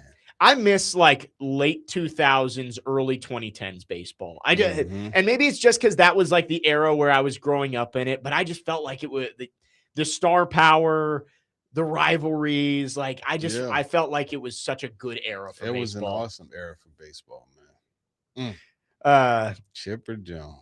4312 says he likes drumming up the baseball talk. We don't talk baseball enough. There's nothing wrong with that, right? I wish the city would get a baseball team. I'll still be a Mets fan, but I would go to a lot of baseball games. Yeah, I prefer MLB over NBA. Agreed. Really? 100%. Baseball, an in-person baseball game is more entertaining to me, and I know people are gonna go crazy on my time, but it's more entertaining to me because it's just relaxing. I think it's more fun to go to a baseball game than an NBA basketball game. Yeah, I'll go to an NBA game quickly. You know what I mean? I always, whatever city I'm in, I'm looking up, is there a baseball game, basketball game? Yeah. And then college football. No, I enjoy it, but I know that basketball would be easier here because you could just share Bridgestone, right? Like you wouldn't have to build a stadium. But man, I wish there was an MLB team here. And like you, I wouldn't abandon my fandom. I have adopted the Predators because my connection to the Capitals wasn't quite as strong as it was. But I couldn't abandon the Tigers. But I want a baseball team here just so we can talk baseball during the summer all the time, nice. right? Yeah. Like if people cared about baseball enough, we could talk about it all the time. But obviously, it's kind of hit or miss. There are people who love baseball around here, and a lot of people who just don't care all that much. 615-737-1025 is the phone number. We will get back to football here. Of course, it's a TD Thursday. We're going to talk about the NFL.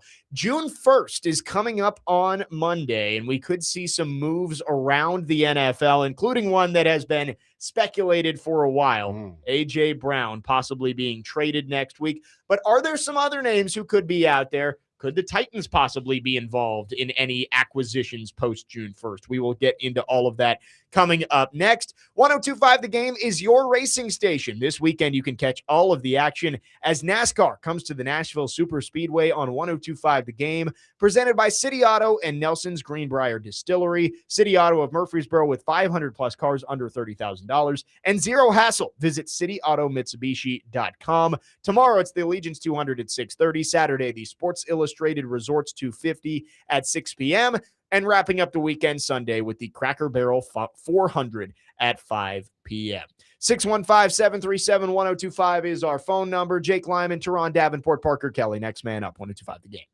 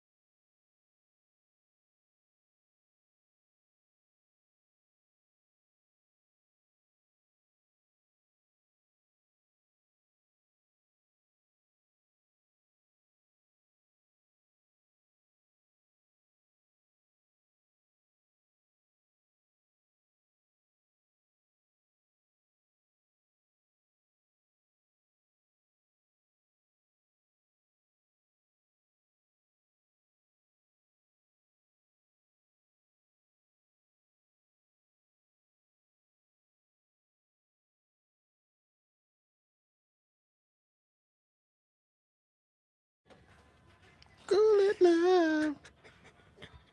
Next man up, 102.5 The Game.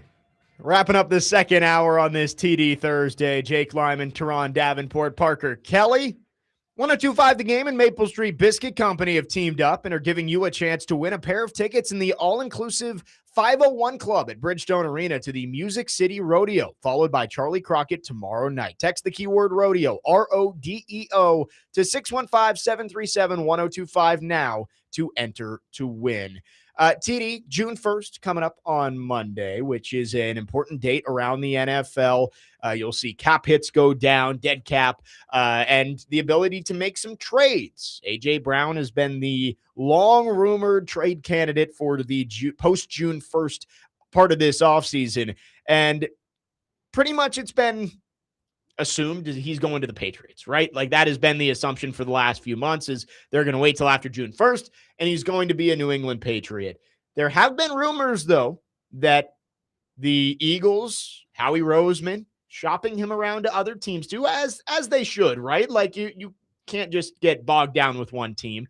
Do you think there's a chance that maybe A.J. Brown ends up elsewhere other than Foxborough in 2026? There's always a chance somebody swoops in, and, Howie Roseman is going to find a deal. So there's a chance that somebody swoops in and gives them a good offer, and, it could be the Chiefs, with everything not developed, but everything that has happened with Rashee Rice. That's an option. Yeah, that's a good point. Yeah, you never know who it could be, so I wouldn't be surprised at all. I saw Jacksonville has been rumored as a possible landing spot. Someone's saying I forget who put that report out. Might have been like Pelissero or something like that. Just mentioned the Jaguars as a possible landing spot. They had the young receiver, the LSU receiver, Brian Thomas in the deal. I was going to say that might be one of those guys who need change of scenery. Just swap them. And if I'm the Eagles, I'd do that. Would you think it would be straight up? Like who would have to add a pick on that? I think that Jacksonville would have to add a pick. Because even though Brian Thomas is still on his rookie contract and AJ is probably going to need a new deal, I think they would have to. Now, it may not be a high pick, but I think they would have to add a pick.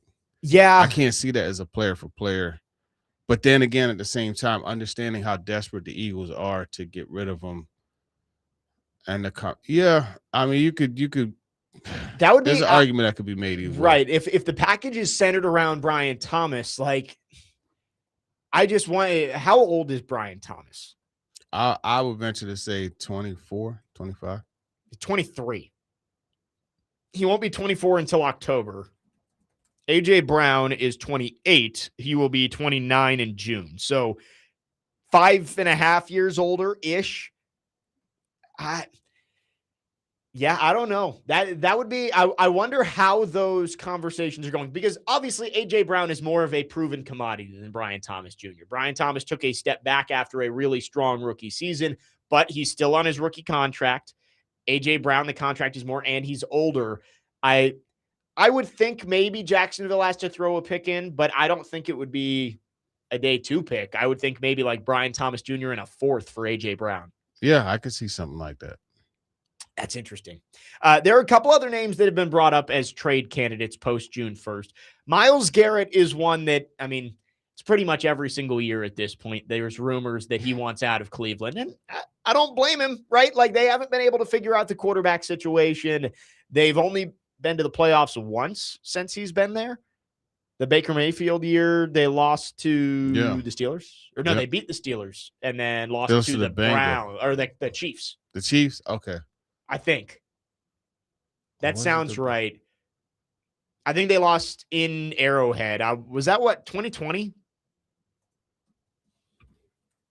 I always like the years kind of run together. Yeah. Yes, the 2020 playoffs. So they beat the Steelers, then lost to the Chiefs.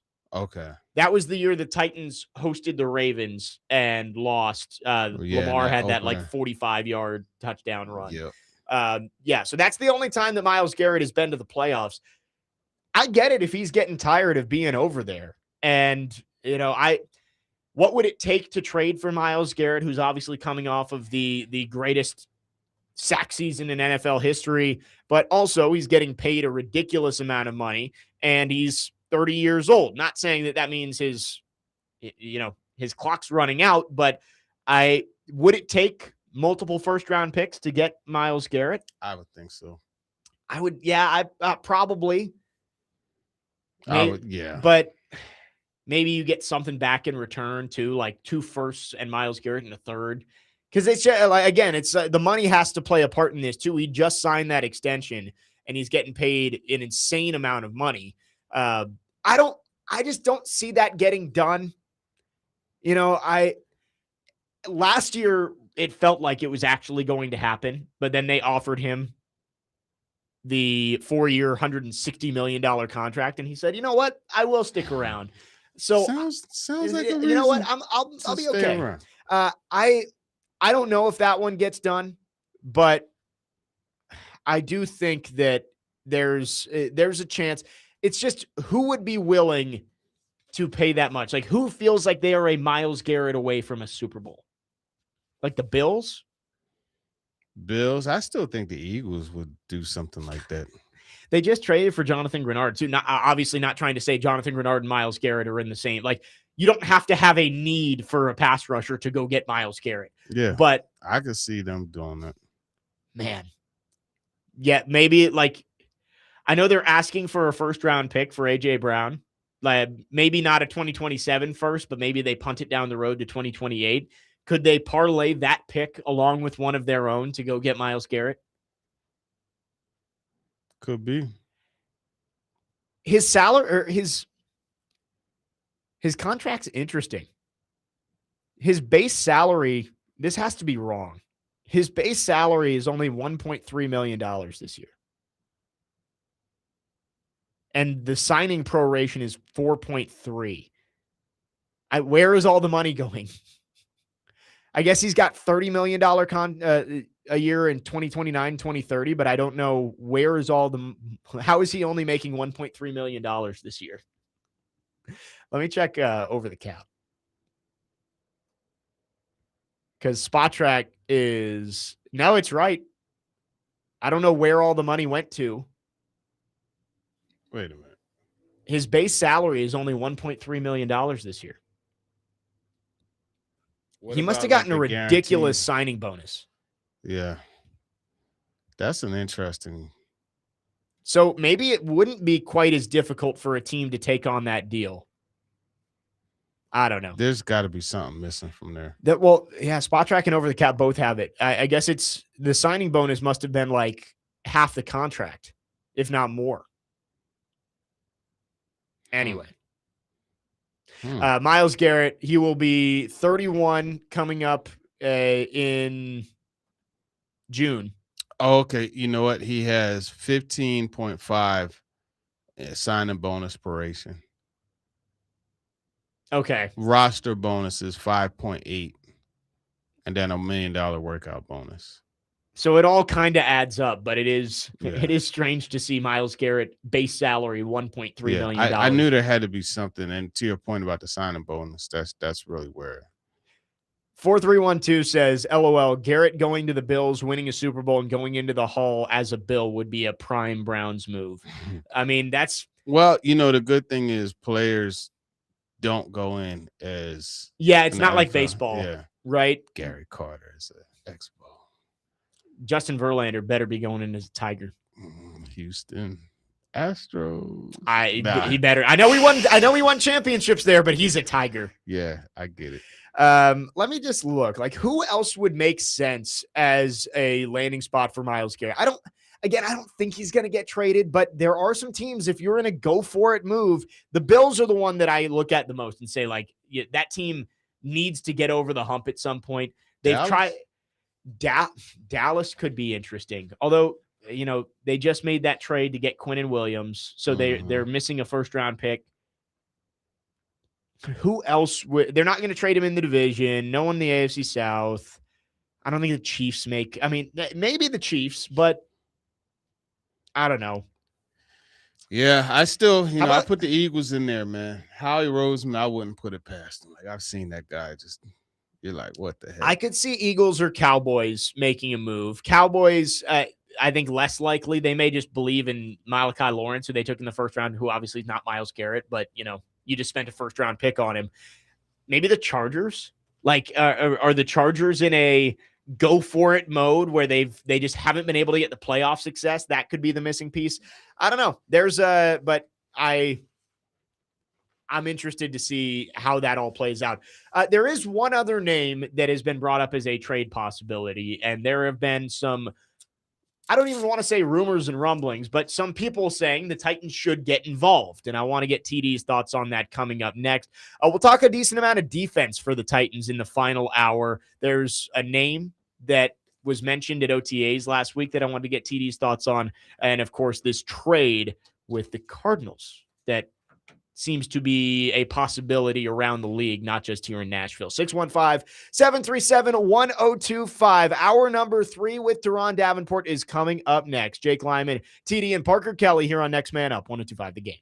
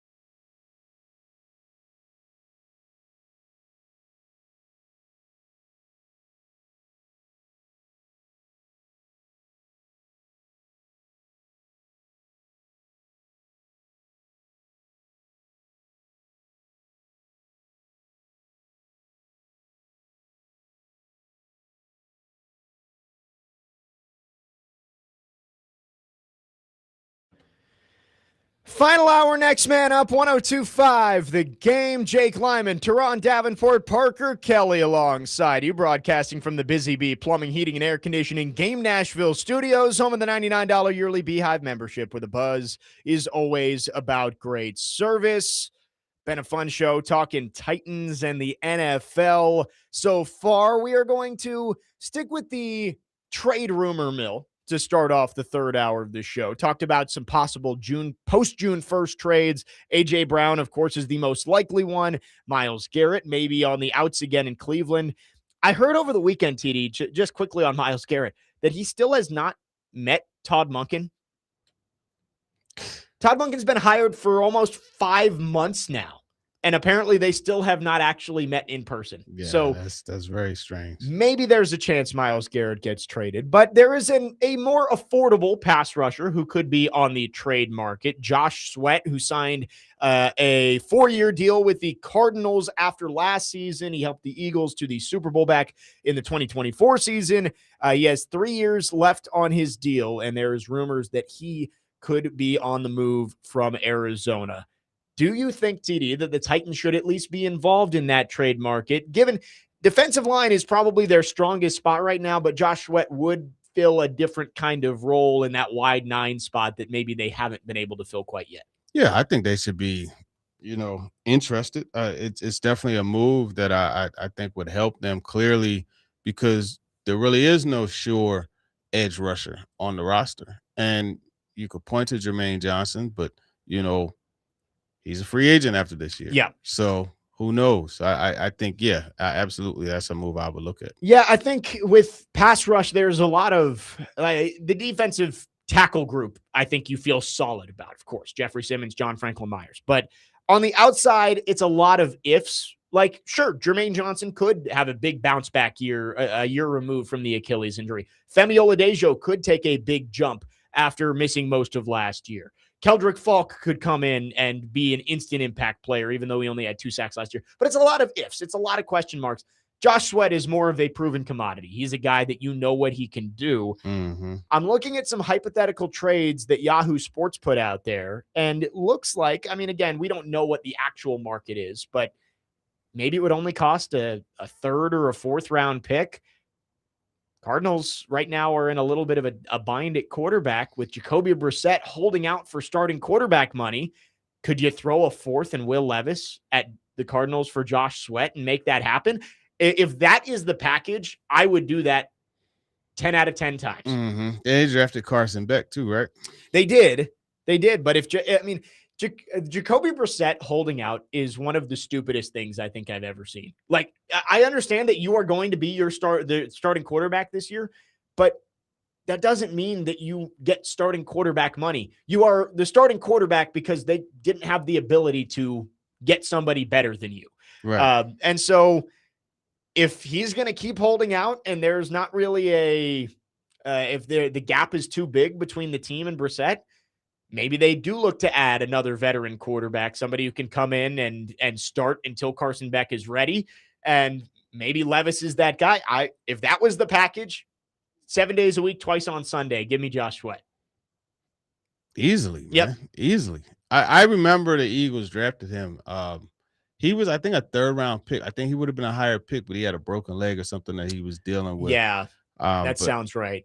The Cardinals, Jonathan Gannon was really big on him. And obviously he's not the head coach anymore. So, it's one of those things. You have a changing regime. And players become available. We saw it with Tavondre Sweat of like the previous staff really liked Tavondre Sweat and thought he could develop into one of the best nose tackles in the league. And, it was up and down during his time here. But Robert Saleh comes in. He's not a fit. He goes and gets someone who is. I think Josh Sweat would be, I will say, though, you already have invested a lot on that defensive front, $65 million on John Franklin Myers. You're going to have to give Jeffrey Simmons an extension at some point. You just traded for Jermaine Johnson. You took Keldrick Falk in the 1st round. There are other areas of the roster that need help too. But if that's a guy that the Titans value, your defensive front automatically, I would say, becomes one of the top 10 units in the league if you add Josh Sweat to this group that already is pretty strong. Yeah, because he gives you that proven pass rusher. You know what I mean? gives you that rusher that, I would really like to see that. I think there's hope for all 5 guys that you think are going to be on the roster at defensive end. Jermaine Johnson, Keldrick Falk, Femi Oladejo, Jake Martin, and Jalen Harrell. Like, all 5 of those guys, either they've shown you they can do it at times. Like, Harrell and Martin had 5.5 sacks last year. Femi, of course, is a 2nd-round pick. Keldrick Falk's a 1st-round pick. Like, there's reasons for hope for all of them.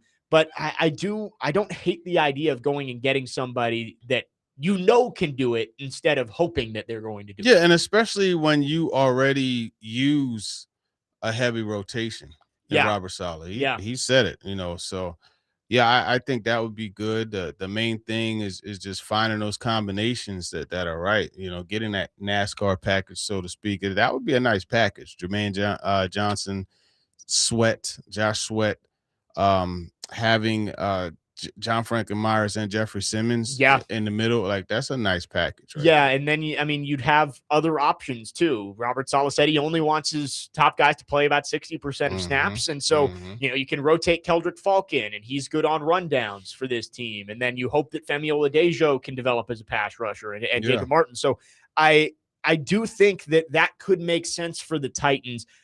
I think if they did that, it would show you that maybe they think Jermaine Johnson is only a 1-year guy. Like, they're not looking to extend him after this year. Because he is somebody that you think could Jermaine Johnson. I wouldn't hate it if he has a big year, you bring him back. But maybe if they made the move for Josh Sweat, it wouldn't make that as much of an urgent situation. Right. He would definitely have a lot less negotiating power. Put it that way. 4269 says he's smart for holding out. Why should he play on a backup deal? Maximize your earnings now. I mean, he's a bet. Even if he starts, you're clearly a bridge starter. Right. And in this situation, I know Carson Beck was not a super high draft pick with 3rd round, if I'm not mistaken, but they're going to, at some point, look to get him, in there. Yeah. So you need to be, and not to mention, it's a whole new, this is a new staff. You're starting off on a wrong foot with the staff already. Yeah. This is your opportunity to start. Right. Maximize it. It's like, I look at the stats with Jacoby Brissett, and actually they weren't horrible last year, but they were 1-11 in games that he started last year. Like, it's not like he started most of the season last year in place of Kyler Murray, and he's probably going to be the starter week 1 for the Cardinals. But just because you are the starting quarterback doesn't make you a starting quarterback, right? Imagine your organization getting held captive by Jacoby Brissett. Quite frankly, I'll tell him to kick rocks. Right, and that's why would challenge them and go ahead somewhere. And you know what I would do? I would trade for Levis. Yeah. You know what I mean? I would trade for Levis, or even just, I'll tell him to kick rocks, and I'll roll with Carson Beck for the time being. Is Gardner Minshew there too? I want to say he is. Like, what a funny quarterback room that is. Jacoby Brissett, Gardner Minshew, maybe. Yeah, he is. Gardner Minshew. So, I mean, you could just let Minshew start. Jacoby Brissett maybe is a little better than Gardner Minshew right now, but is the gap that wide that you're willing to overpay for Jacoby Brissett to keep him? And on top of that, there's 1 year left on this deal. He wants that to get tweaked. I'm sorry, I wouldn't keep Brissett beyond this year. Yeah. You got a chance to start and you're holding out on me with a new staff. Right. Man, go ahead somewhere, man. Hey, Gardner, look, man, you're going to be the starter. You and Carson Beck will compete, but you're going to be the starter. And then they just be in condition to take a quarterback next year if they don't like Beck. And, Brissett is very bad for him at this point to be holding out. And it's not like he's not making these, it's not starting quarterback money, of course, but he's making $6 million this year. It's not like he's on the veteran minimum or something like that. So,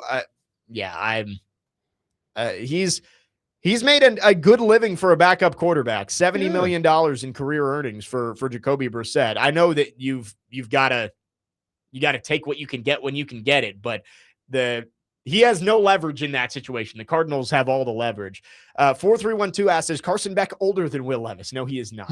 Will Levis is, I believe, 2 years older than Carson Beck. Steve from the Borough says Titans should just go trade for Myles Garrett. Will never happen, but I would love it. I think the Titans would love to go get Myles Garrett. The issue is I think the Browns would try and set him up a little bit, right? Like do right by him and send him to a place where he can contend. Mm-hmm. The reason Myles Garrett is leaving is because they haven't won very much. I don't think he wants to go to a place that also hasn't won very much over the last few years. Right, exactly. He's not going to want to go to the Titans. 4269 says trade for Will Levis, LOL in all caps. I would rather have Will Levis than Jacoby Brissett, right? At least Will Levis, there's some possible upside that could be there. Yeah, yeah. There's and I just what you have in Brissett, right? There's no future. Yeah, he's there for 1 year. Yeah, you trade for Levis, you get to see him this year, and we're not saying like we're not saying he's the franchise third round right. pick for him. Like he would be a throw in a Josh Sweat deal is what we're talking about here. Yeah, but I just like Will Levis. It's not going to work out here because the Titans took a quarterback first overall. But if I'm the Cardinals and my options are Jacoby Brissett or Gardner Minshew to start and compete with Carson Beck or Will Levis, give me Will Levis. Levis and Beck, let them both play a little bit this year. And if one of them is solid, great. You've got a guy that you think you can develop. Yeah. But if one of them isn't good, you're probably in position that you can take a quarterback next year. So exactly. 615-737-1025 is the phone number if you want to text or call. Our phone lines are driven by WilsonCountyHyundai.com, and we'd love to hear from you. We will stay with the Titans here. There was one player that I was reading through TD's. I love TD's practice notes when we get into OTAs and training camp. Those are fun. The bullet points of, there's always what music was playing and, kind of some play-by-play of some of the big moments during practice. There was one name that you put in there that I wanted to talk about who maybe is somebody lurking in the background that we aren't talking about enough. 615-737-1025. Jake Lyman, Turron Davenport, Parker Kelly, next man up. 1025 The Game.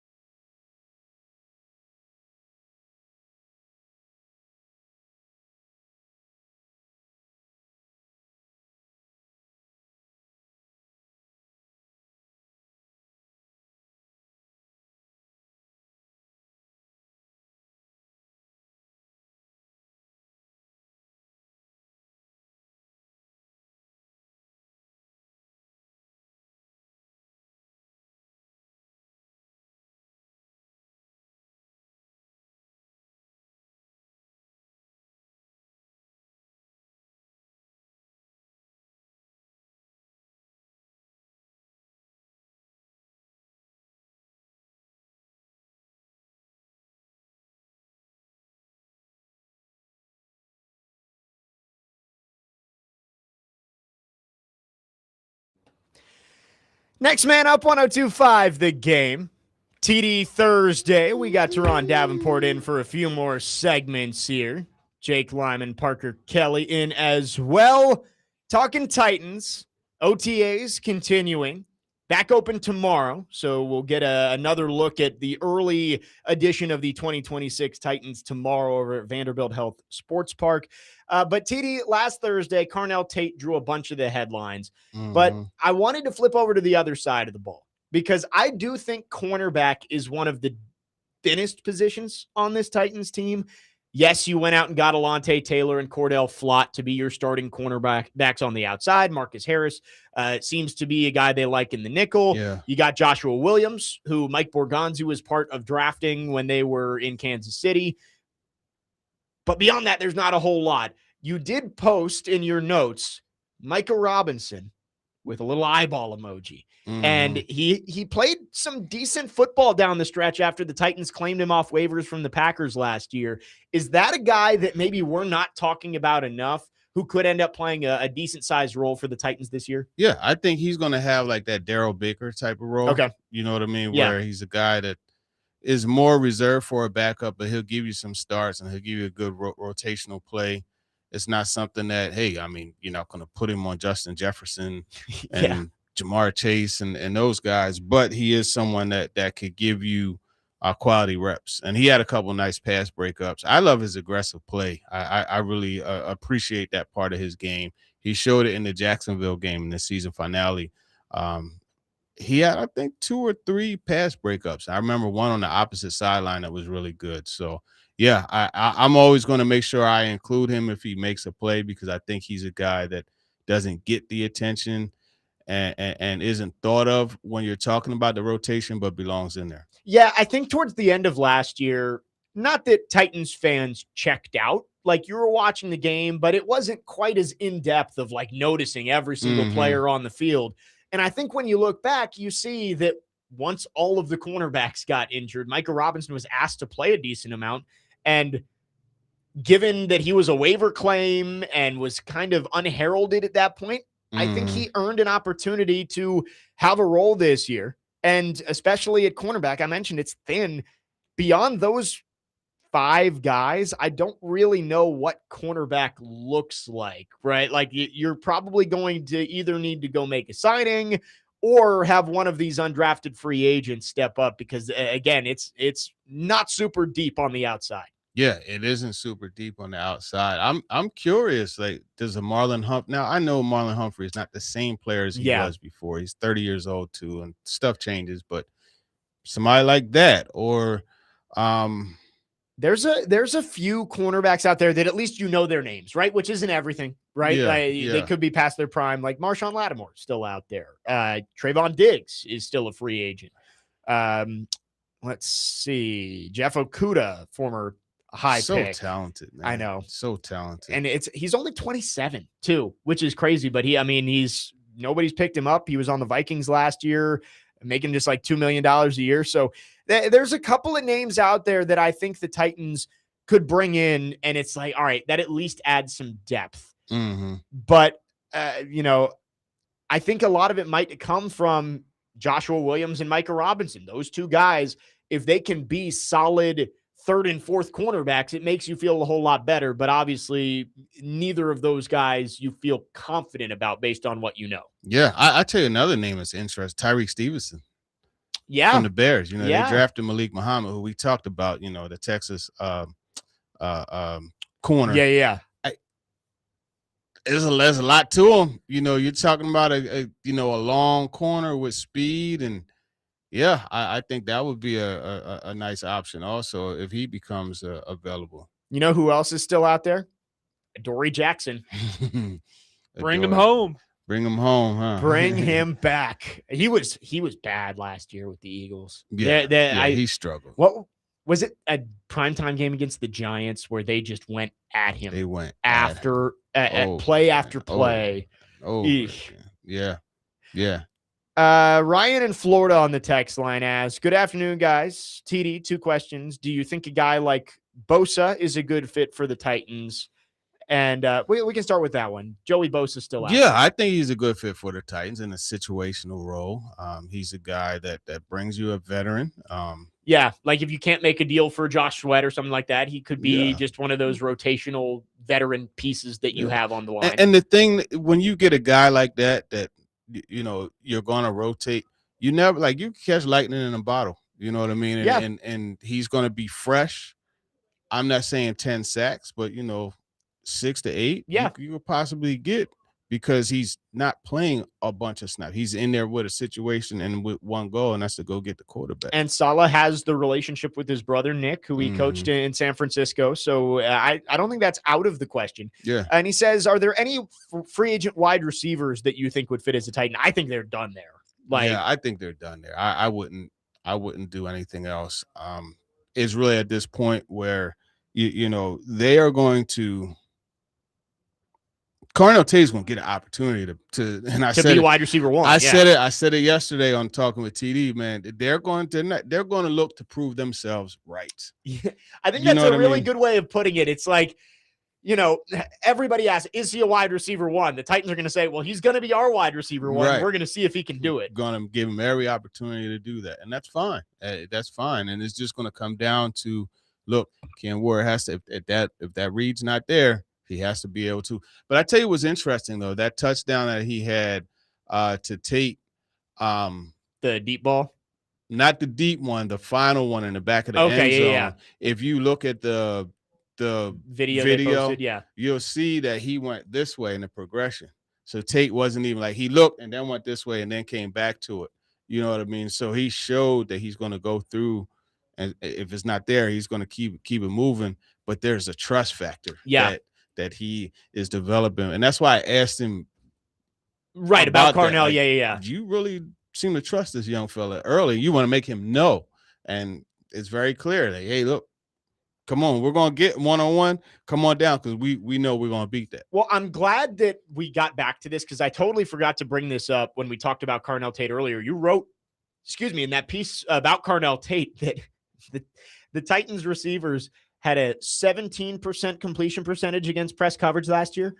Yeah. That is an insane number. Carnell Tate is being brought in to try and fix some of that stuff. Yeah, I couldn't get numbers on his performance against press at Ohio State, but Brian Dable, and I asked him about it, he lit up when I asked him, how are you as a play caller going to help that? And he talked about the motions, the bunches, the zero splits, and those types of things. So I would expect them to be a little more creative and find ways to free these guys up at the line of scrimmage with different things. Yeah, 17% is that terrible. Was a jarring number to me. And like Cam Ward, I said this when we talked about it yesterday, like Cam Ward deserves some blame for that, right? Like it's 17% that falls on the quarterback too. But I think it just shows you, especially, Calvin Ridley gets hurt. They were just they could not get open. They struggled to get open. That's why you saw so many times Cam Ward had to circle around and buy time until somebody finally got open in coverage. Carnell Tate, Wan'Dale Robinson, they were brought in to fix that. Yeah, absolutely. Brought in to fix that. And they'll motion him all over the place, Wan'Dale Robinson. Yep. Look, last Thursday, Carnell Tate, he was all over. So you're going to get to see him. Yes, he's an X, but you're going to see a nice array of alignments for him. 615-737-1025 is our phone number. If you want to join the conversation, text or call. Our phone line's driven by WilsonCountyHyundai.com, 615-737-1025. We got a couple more segments with TD, a few more Titans things to get into, the offensive line, and then tomorrow, practice back open. What could we see as the Titans continue their offseason program? Jake Lyman, Turron Davenport, Parker Kelly, next man up, 102.5 The Game.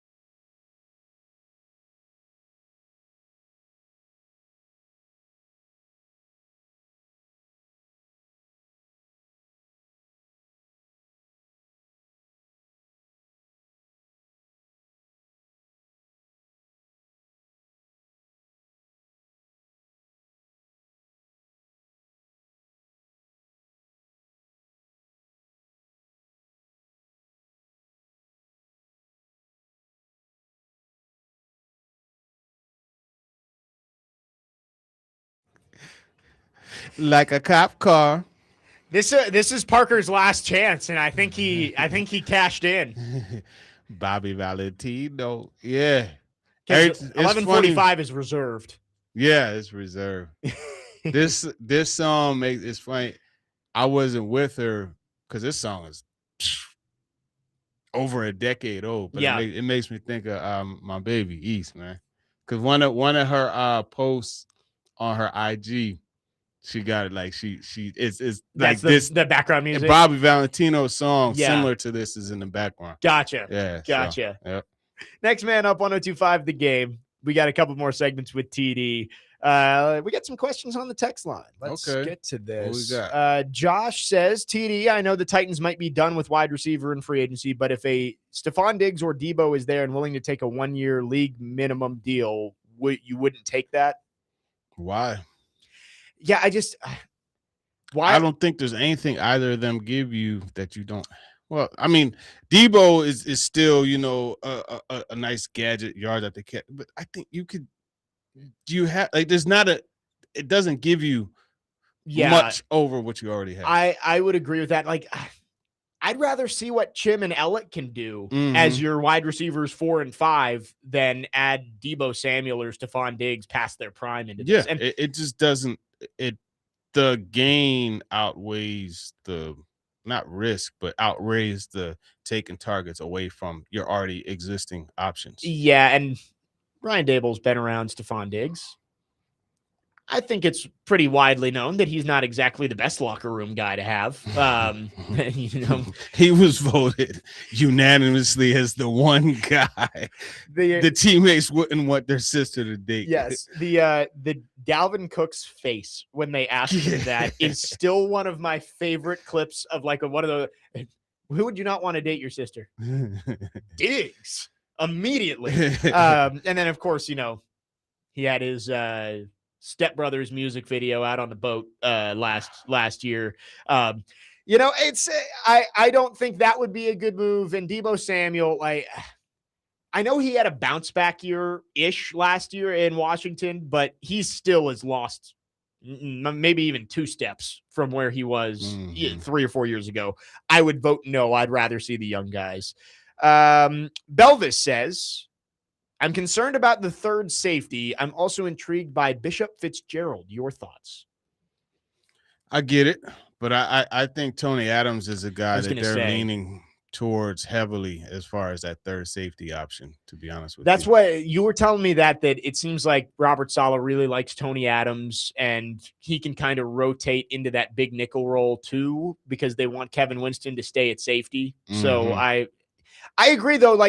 The depth in the secondary, we just talked about cornerback. Safety would be one I'm concerned about, too. This roster in general, I think, has a depth issue across the board, which is going to happen when, again, you had 4 straight draft classes where nobody panned out. You're going to be lacking in a little bit of the depth. Yeah, absolutely. I did want to get your thoughts on the offensive line here. You got your first look at what that might look like in 2026 last week. Who's taking the first reps at center? Who's taking the first reps at right guard? Peter Skoronski, we played the clip yesterday, was asked about the competitions and mentioned only Austin Schlottman when talking about the center position. So it does seem like he might be penciled in there at this point. Yeah, Skoronski further showing why he won the Good Guy Award. Yeah, to the for media. the media. But no, all jokes aside, that is kind of the case. Now, there was another guy they had working there too. I forget his name. I have to give me 1 second. Let me look. I'll look at the Titans roster. It was Trey Hill. He was working before Coogan. Okay. Which isn't uncommon, right? A lot of coaches around the NFL, unless you're like Carnell Tate being a top 5 pick, or Anthony Hill being a guy that they have penciled in. If you're a day 3 pick, they usually will put you to the back of the line and make you earn your way up. Yeah. I don't believe it was Hill. Garrett Dellinger. It might have been Dellinger. Drew Moss. It might have been Dellinger, but I don't remember, honestly. I think it may have been Dellinger, but regardless, it was Dellinger because he wears 71, and I was like, who the hell is 71? Yeah, it was Dellinger. Yeah, with Schlottman, Corey and I got into this yesterday. It doesn't instill a whole lot of confidence. that he's your starting center. We went through his 8-year career. He has never played more than 32% of the snaps in a season, and you're asking him to come in and be your starter. I do not feel good about it. Yeah. But I think if you surround him with talent, it makes it easier, right? But it's just, and I do like what Skoronski said, that he does know the system, and that should help Cam Ward, right? Having a center who is experienced in what Brian Dable wants. But there's a difference between being in the system and having played significant snaps in the system, which he has not done. Exactly. No, that's very much the case. The center position is it's a rocky one, without a doubt, and that's one of the most important ones. Alone, you're the quarterback of the offensive line, right? So, if they don't get that one right, then that's going to be a tremendous problem. Yeah, I'm not exactly inspired by the moves they made there. And then at right guard, Volson, guy who started for 3 years in Cincinnati. I think you'd like for Jackson Slater to win that job. And Robert Saleh didn't exactly say they'd like for him, but they said they're going to give Jackson Slater every opportunity to win the right guard position. And I mean, deservingly so. I think he's a legit option for them. That's one where I could make him the starter now and just have him compete. And hope he kind of grows into have it. Him compete, right? But like start him off at the top of the depth chart. To me, yeah, it's still early, so I can't tell for sure. But a lot of times watching the pairings, Volson is working a lot during individual period with Latham. With Latham, does that mean that he's going to be the first guard out every time? No, but I mean typically you work them in tandems. Do you think J.C. Latham plays a role in that decision of? You saw that there was some growth having a veteran like Zeitler next to him at the end of last year. Would having a veteran like Volson help him more than a guy who's kind of learning on the job too, like Jackson Slater? I can see what you're saying, but I think Volson, Zeitler, like there's different for sure. Yeah, as far as and even just obviously as the quality of player, but I'm just talking even on the veteran experience side of things. There's because actually there was something. I remember Denard Wilson had done something with Jeff that Latham hadn't seen before. Yeah. And Zeitler helped him with it. Like, hey, look, the next time this boom, boom, boom, made it into an actual digestible experience. Yeah. As opposed to like, what the heck just happened? You know what I mean? So that, to your point, would help. But I mean, Zeitler to me is a very advanced offensive lineman. Yes. Volson is experienced when compared to Jackson Slater, but obviously Kevin Zeitler is a decade-long veteran in the NFL. Volson still only 3 or 4 years. I think Slater should get the benefit of the doubt there because it does more for your team long-term if Jackson Slater can be a starting level offensive lineman. Cordell Volson, he's getting paid $2.5 million a year on a 1-year deal. Like he is not going to be a part of this team's long-term future. So I think if it's close, I would lean Slater and hope that he grows into that role rather than Volson, who 4 years into the league, I think that he is a fine average starting NFL guard, but I don't think you're going to get anything more than that. Yeah, exactly. 615-737-1025 is the phone number. Let's go to the phone lines. Wes in Hermitage has called in. Wes, thanks for calling. Good morning. What's up, guys? TD, how's it going? Life is good, man. How about you? Hey, I'm out here like the last caller said, well, not the last caller, but a while back, I'm out here grinding trying to see if I can start putting $1 a day back so I can try to make it to the Super Bowl, man. Man, you got to put that $3,500 down payment on it. Right. And it may not guarantee you a seat. It's crazy, man. I ain't never going to be able to afford it, but I'm going to stand on that Cumberland Bridge and watch it shoulder to shoulder with everybody else that can't afford it. There you go. But yeah, man, I'm going to put you on the spot, TD. I ain't going to lie to you, man. It takes a lot for the Titans to get me mad in May. In May. I mean, we just started practicing and I'm mad. So I'm just going to ask you.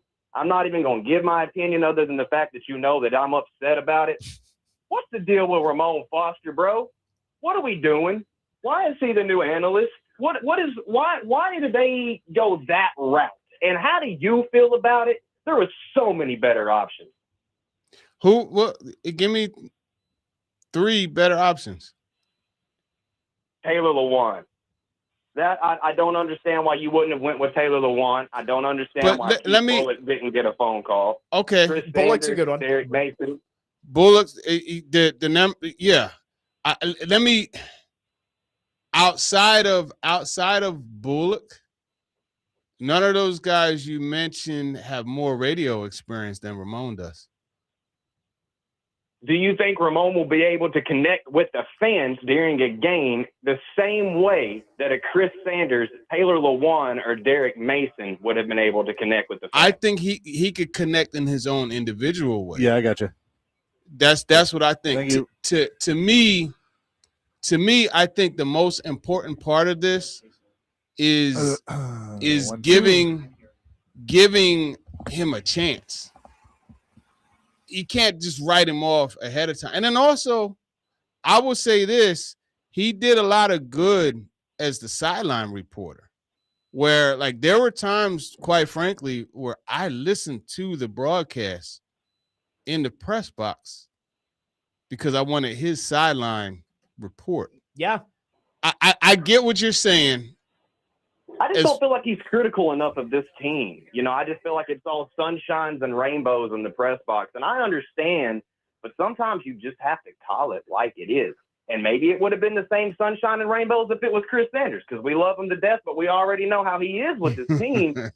I just don't understand the reasoning behind it. He is not I don't know. You know where I stand, and I don't want to say too much on it because it's not like I don't like the guy. I just don't think he was the best person for this job. You have an issue with his Steelers heritage, right? Correct. Right. Correct. Now, let's be real. I love Coach Mack as much as anybody. But when you bring up the name Coach Mack, typically it's Bears and Cardinals. Right? That's true. But we were able to see through that and understand, like, hey, man, he's just a damn good color commentator. Yeah. I think in this case with Ramon, he lives here. He's been a part of the team already. Right. He's covering the team every day. Matt Hasselbeck does, though. But this is the guy that Mike Keith picked. Yeah. Let's not lose sight of that. Mike Keith picked him. This was in the works. It just is happening sooner and under a much, much less desired circumstance than how it was likely to go. I think it's an excellent selection. I love Keith Bullock's analysis. Yeah.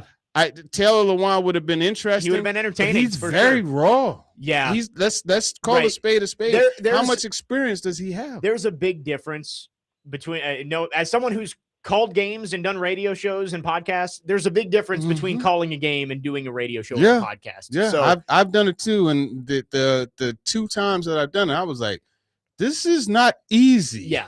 Yeah. You know what I mean? We can continue the conversation on the other side because I understand what both of you guys are saying, and we can wrap up the show after this. 615-737-1025. Last call for phones if you've got anything for TD. Jake Lyman, Turron Davenport, Parker Kelly. Next man up. 125 the game.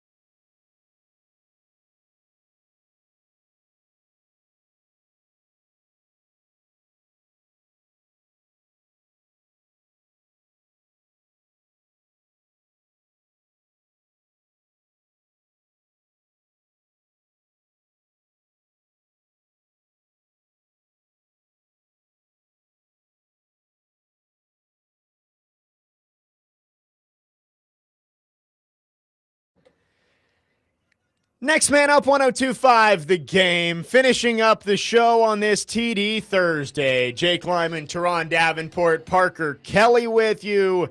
Chasing Big Joe coming up after us. They are at a Hermitage Golf Course for the 615 Open, so excited to hear from them. Last segment, Wesson Hermitage called in and said he was upset about Ramon Foster being the replacement for Dave McGinnis on Titans radio. And 5633 says, y'all need to recognize you are in the very small minority that is okay with Ramon. The fans hate this hire.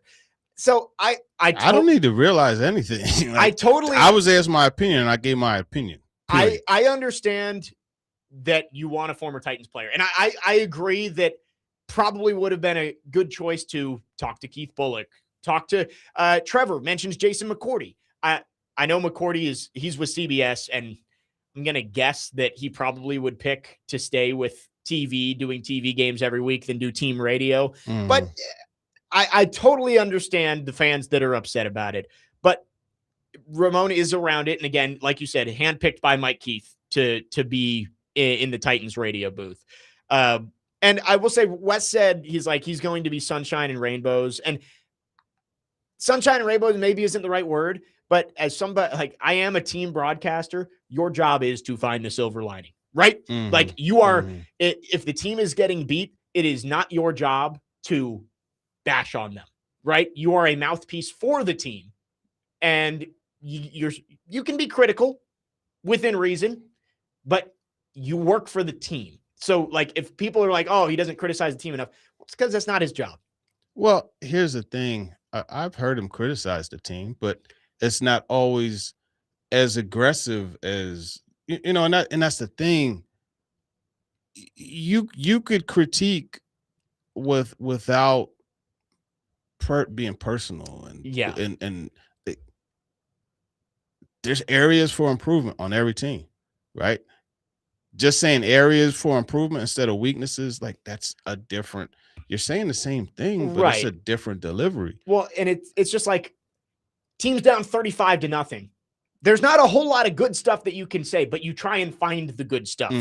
There's something they could build on. Maybe they could spin that to next week, and there's things you could do. But the thing is, the way Ramon goes about critiquing, I think is something that will allow him to critique on the air. Yeah. Because he's not going to get personal. He's going to say what he saw. Hey, you know what? On that play, they probably should have had that safety come down, but instead of coming down, he stayed on his post, and that dig route was open because he was worried about the deep.